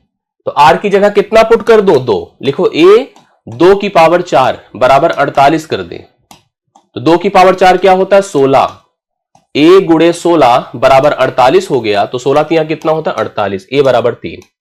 ए बराबर 3 इस प्रश्न का राइट सोल्यूशन होगा, जो बी ऑप्शन है। ठीक है, बी ऑप्शन ए बराबर 3 इस प्रश्न के लिए करेक्ट हल है, जो आप लोग देख सकते हैं। आर भी पूछ सकता था, कोई पद भी पूछ सकता था, कुछ भी कह दे, हम लोग कर लेते। बस एक बार कॉन्फिडेंस में आने की नीड है। आई होप आपको कॉन्फिडेंस आया होगा। ठीक है, आया होगा, एकदम श्योर मानिए। इसको देखिए, इसका बताइए। हमसे कहा एक गुणोत्तर श्रेणी है, 3 है 6। अच्छा, लिखा नहीं कहीं गुणोत्तर श्रेणी है, हमको खुद ही डिफाइन करना है कि गुणोत्तर है कि नहीं है। 3 है, 6 है, 12 है, 24 है, स्वान बढ़ते चले गए। इसके 10 पदों का योगफल बता दो क्या होगा। हमसे S10 पूछ रहा है। रूल क्या होता है? रूल से पहले आप चेक करो R क्या है। भाई रूल तो हमने जोड़ के 2 बताए हैं। एक बताया है जो R 1 से बड़ा हो, और एक बताया है जो R अगर 1 से छोटा हो। मैंने देखा A का मान तो 3 है, R का मान कितना होगा? 6/3 कर दे, 2 है, जो ग्रेटर देन 1 है। तो रूल क्या लगेगा पता है? A R की power n-1 divide by R-1, ये फार्मूला लगेगा। ये फार्मूला लगाइए, कैसे लगाया जाएगा बोलिए। चलिए, A R की power n-1 divide by R-1। आइए कैसे करते हैं हम लोग। 10 पदों का योगफल कर रहे हैं, तो लिखेंगे S10 बराबर A की जगह बोलो कितना लिखे? 3। R की पावर n, R मतलब कितना है? 2। कितने पद पूछा है? 10, तो हम लिखेंगे 2 की पावर 10 -1/2-1। चलिए, अभी हम ओरल पढ़ रहे थे, तो 2 की पावर 8 पर कहां पहुंचे थे? 156 पर। 9 पर 512, 10 पर 1024 होगा। 3 गुणे 2 की पावर 10 क्या लिखा? 1024 -1/1 होगा, इसकी कोई जरूरत नहीं है। 3 गुणे 10 तो 23 होगा। 3 तिया 9 हुआ, 3 दूना 6, 0 3 1 के 3, 3069 आएगा। 3069 इस प्रश्न के लिए राइट सोल्यूशन होगा, जो ऑप्शन नंबर बी में आपको पहले ऑप्शन में दिया है, सॉरी ए ऑप्शन में। 3069 एकदम सही है राइट सोल्यूशन, आप लोग बता रहे हैं एकदम सही है। कौन कौन कर पाया इसका आंसर? ठप सब। प्रश्न थोड़ा घुमा दो, बड़ा कर दो, तो हो गया खत्म। ऐसे कैसे होगा भाई? ऐसे कैसे होगा? और कर पाए हो तो इसको करके दिखाओ, जिसको जो सही में दमदार पर्सनालिटी हो करके बताए। हालांकि बहुत ही आसान है, अगर थोड़ा सा दिमाग लगा दो तो आ जाएगा। इस प्रश्न के बारे में मैं बता दूं, बहुत ही इजीली बताया जा सकता है, लेकिन बस कोशिश करने की बात है। अगर कर लिया तो यह प्रश्न आ जाएगा। ये जीपी है आपकी, देखो ये जीपी है, इसके n टर्म्स तक का योगफल बताना है, n पदों का योगफल बताना है। बस थोड़ी देर और रुकिए, बस अब खत्म करने वाला हूं, परेशान मत होइए, रोक दूंगा थोड़ी देर में, कंफर्म है। बहुत ज्यादा दूर तक नहीं ले जाना है आप लोगों को, यहीं पे अब 10 मिनट का समय और दीजिए, बस हम एकदम बाइंड अप करने वाले हैं। क्लियर? चलो, पहला पद कितना है a, जो कितना है बोलो 9/। हमसे क्या पूछा है? n पदों का योगफल, यस n। अभी मैं क्लियर नहीं हूं कौन सा फार्मूला लगाऊं, क्योंकि फार्मूले तो अपने पास दो हैं, एक r के 1 से बड़े होने का है, एक r के 1 से छोटे होने का है, दो फार्मूले हैं। तो अपना a कितना है बोलो? a है आपका 9/5, 9/5 करेक्ट। आपका d कितना है बोलो? d है पहला सेकंड 9/25 को भाग करिए किससे? 9/5 से, तो 5 ऊपर जाएगा, 9 नीचे, 9 9 से खत्म हुआ, 5 5 से 1/5 आया। मैंने देखा है लेस देन 1 है, 1 से छोटा है, 1 से छोटा है। अब 1 से छोटा है तो हम चले गए एस एन, लिखा मैंने a 1 - r की power n divide by 1 - r। ये फार्मूला लगाना होगा, ये फार्मूला लगाइए थोड़ा सा, क्योंकि r आपका 1 से छोटा है। a की जगह लिखो 9/5, लिख दिया, समझ रहे ना? 9/5 कर दिया, ऐसे थोड़ा बना लेते बड़ा सा। 1 - r कितना है? 1/5 है, 1/5 की पावर n हो जाएगा, क्योंकि r की पावर n लिखा है, r की जगह 1/5 लिखोगे तो चाहे ऐसे लिख दो, चाहे सीधा सीधा ऐसे लिख दो जैसे मैंने लिखा है। 1 - r मतलब कितना? 1/5 है। चलिए हल कर लीजिए, कितना होगा? 9/5 है, और यहां पर ऊपर देखो कितना है? 1 - 1/5 की पावर n है। नीचे देखो कितना है, घटा दो इसको, 5 घटेगा अगर तो 4/5 आएगा। अब 4/5 जब प्रॉपर हल होगा तो 9/5 होगा गुणे 5/4 होगा, और यहां पर होगा 1 - 1/5 की पावर n। आप ऐसे लिख दो चाहे वैसे लिख दो, देखो 5 5 से खत्म हुआ, तो रियलिटी में इसका आंसर हो गया कितना बताइए? 9/5, 9/5 की 4, 9/4 नॉट 5, 9/4, 9/4, और ब्रैकेट में जाइए 1 - 1/5 की पावर n। ये देखो कहां मैच कर रहा है? ये डी ऑप्शन में मैच कर रहा है। इट्स वेरी गुड क्वेश्चन, सच में बहुत शानदार सा प्रश्न है, डी ऑप्शन होगा, यस। लेकिन सच में बता रहा हूं इट्स इंपॉर्टेंट क्वेश्चन। जैसे अगर हम इंपॉर्टेंट कोई लिख रहे हैं तो बहुत, हमने इस पूरे सेशन में 5-6 क्वेश्चन इंपॉर्टेंट लिखा है, इसमें इसको भी लिख दे रहा हूं। पूछ लिया भाई तो कंफ्यूज हो जाओगे, थोड़ा सा अगर स्टैंडर्ड अप कर दिया एग्जाम तो गड़बड़ हो जाएगा, इसलिए तैयार कर लीजिए, इसलिए मैं आपको अभी सजेस्ट कर रहा हूं, ठीक है। एक इसमें यूपीएसआई में इस तरह का पैटर्न पूछा गया है। यूपीएसआई का जो एग्जाम होता है उसमें जीपी जो है इस प्रकार से पूछा गया है, तो इसलिए मैं इसको कवर करा दे रहा हूं, ठीक है। अगर कभी जीपी के, ध्यान से देखिए कि सर नोट लिख लीजिए आप लोग अपनी कॉपी में, कभी अब इस प्रश्न को पढ़ लीजिए पहले क्या लिखा है। 16 8 4 2 ऐसे बढ़ते बढ़ते इन्फिनाइट अर्थात अनंत पदों का योगफल, मैं लिख रहा हूं जीपी के अनंत पदों का योगफल क्या होगा? अनंत पदों का योगफल क्या होगा? अगर कोई गुणोत्तर श्रेणी है तो उसके अनंत पदों का योगफल होता है a/1 - r, a/1 - r, वो भी तब जब r जो है छोटा है किससे? 1 से। अब जैसे इस प्रश्न की तरफ देखो, 16 है, 8 है, 4 है, 2 है, बढ़ते जाओ, बोलो a का मान कितना है? a का मान 16 है, करेक्ट। ये हमेशा ऐसे ही होगा। r का मान बोलो कितना है? r का मान 8/16 होगा, 8 1 के 8 8, 1/2 हुआ। रूल क्या चलेगा? यस इन्फिनाइट, अनंत पदों का योगफल, yes infinite, yes infinite is equal to, UPSI exam का क्वेश्चन है ए मतलब कितना लिखो? 16/1 - r, r मतलब 1/2, अर्थात 16/1/2 हो जाएगा, 2 ऊपर चला जाएगा, 16 गुणे 2 अगर आप लगाए हो 32, तो एकदम सही है, 32 इस प्रश्न के लिए राइट सोल्यूशन होगा जी। भूख लग रही है थोड़ी देर और वेट कर लो, बस खत्म हो रहा है, लीजिए खत्म ही कर रहे हैं, परेशान मत होइए, एकदम खत्म कर रहे हैं, एकदम टेंशन मत लीजिए। एक चीज और देख लीजिए, बस हम खत्म ही कर दे रहे हैं, आगे यही लास्ट क्वेश्चन हम ले रहे हैं, परेशान मत होइए। अगर कभी भी गुणोत्तर मान, देखो यहां पर ध्यान से समझिएगा, मैं इसके लिए आपको एक पैटर्न बता देता हूं। अगर दो पद दिए हैं ए और बी, दो पद दिए हैं ए और बी, अगर ये समांतर श्रेणी में है, समांतर श्रेणी में है, तो हमसे पूछा जाएगा समांतर माध्य। क्या पूछा जाएगा? समांतर माध्य। समांतर माध्य होगा a प्लस बी बाई 2। कभी अगर दो पद दिए हैं और आपसे कहा जाए इसका समांतर माध्य क्या होगा, तो आप पहले और दूसरे पद को जोड़कर 2 से भाग कर दो। दूसरी चीज, अगर a और b गुणोत्तर श्रेणी में है, किसमें? गुणोत्तर श्रेणी में। आपने पढ़ा होगा जब रेशियो पढ़ा रहे थे, याद होगा कि नहीं? वो वाला जो क्या कहते थे, मीन प्रपोर्शन, माध्य अनुपात, वही सेम। अगर a और b गुणोत्तर श्रेणी में है तो जो गुणोत्तर माध्य होगा, गुणोत्तर माध्य वो आपका हो जाएगा रूट ए बी। गुणोत्तर माध्य कितना होगा? Root a b. यही नोट करना है आपको। दो चीजें तैयार कर लीजिएगा, बस इससे ज्यादा की जरूरत नहीं है, हम बहुत अब इधर उधर आपको टाइम वेस्ट नहीं कराएंगे।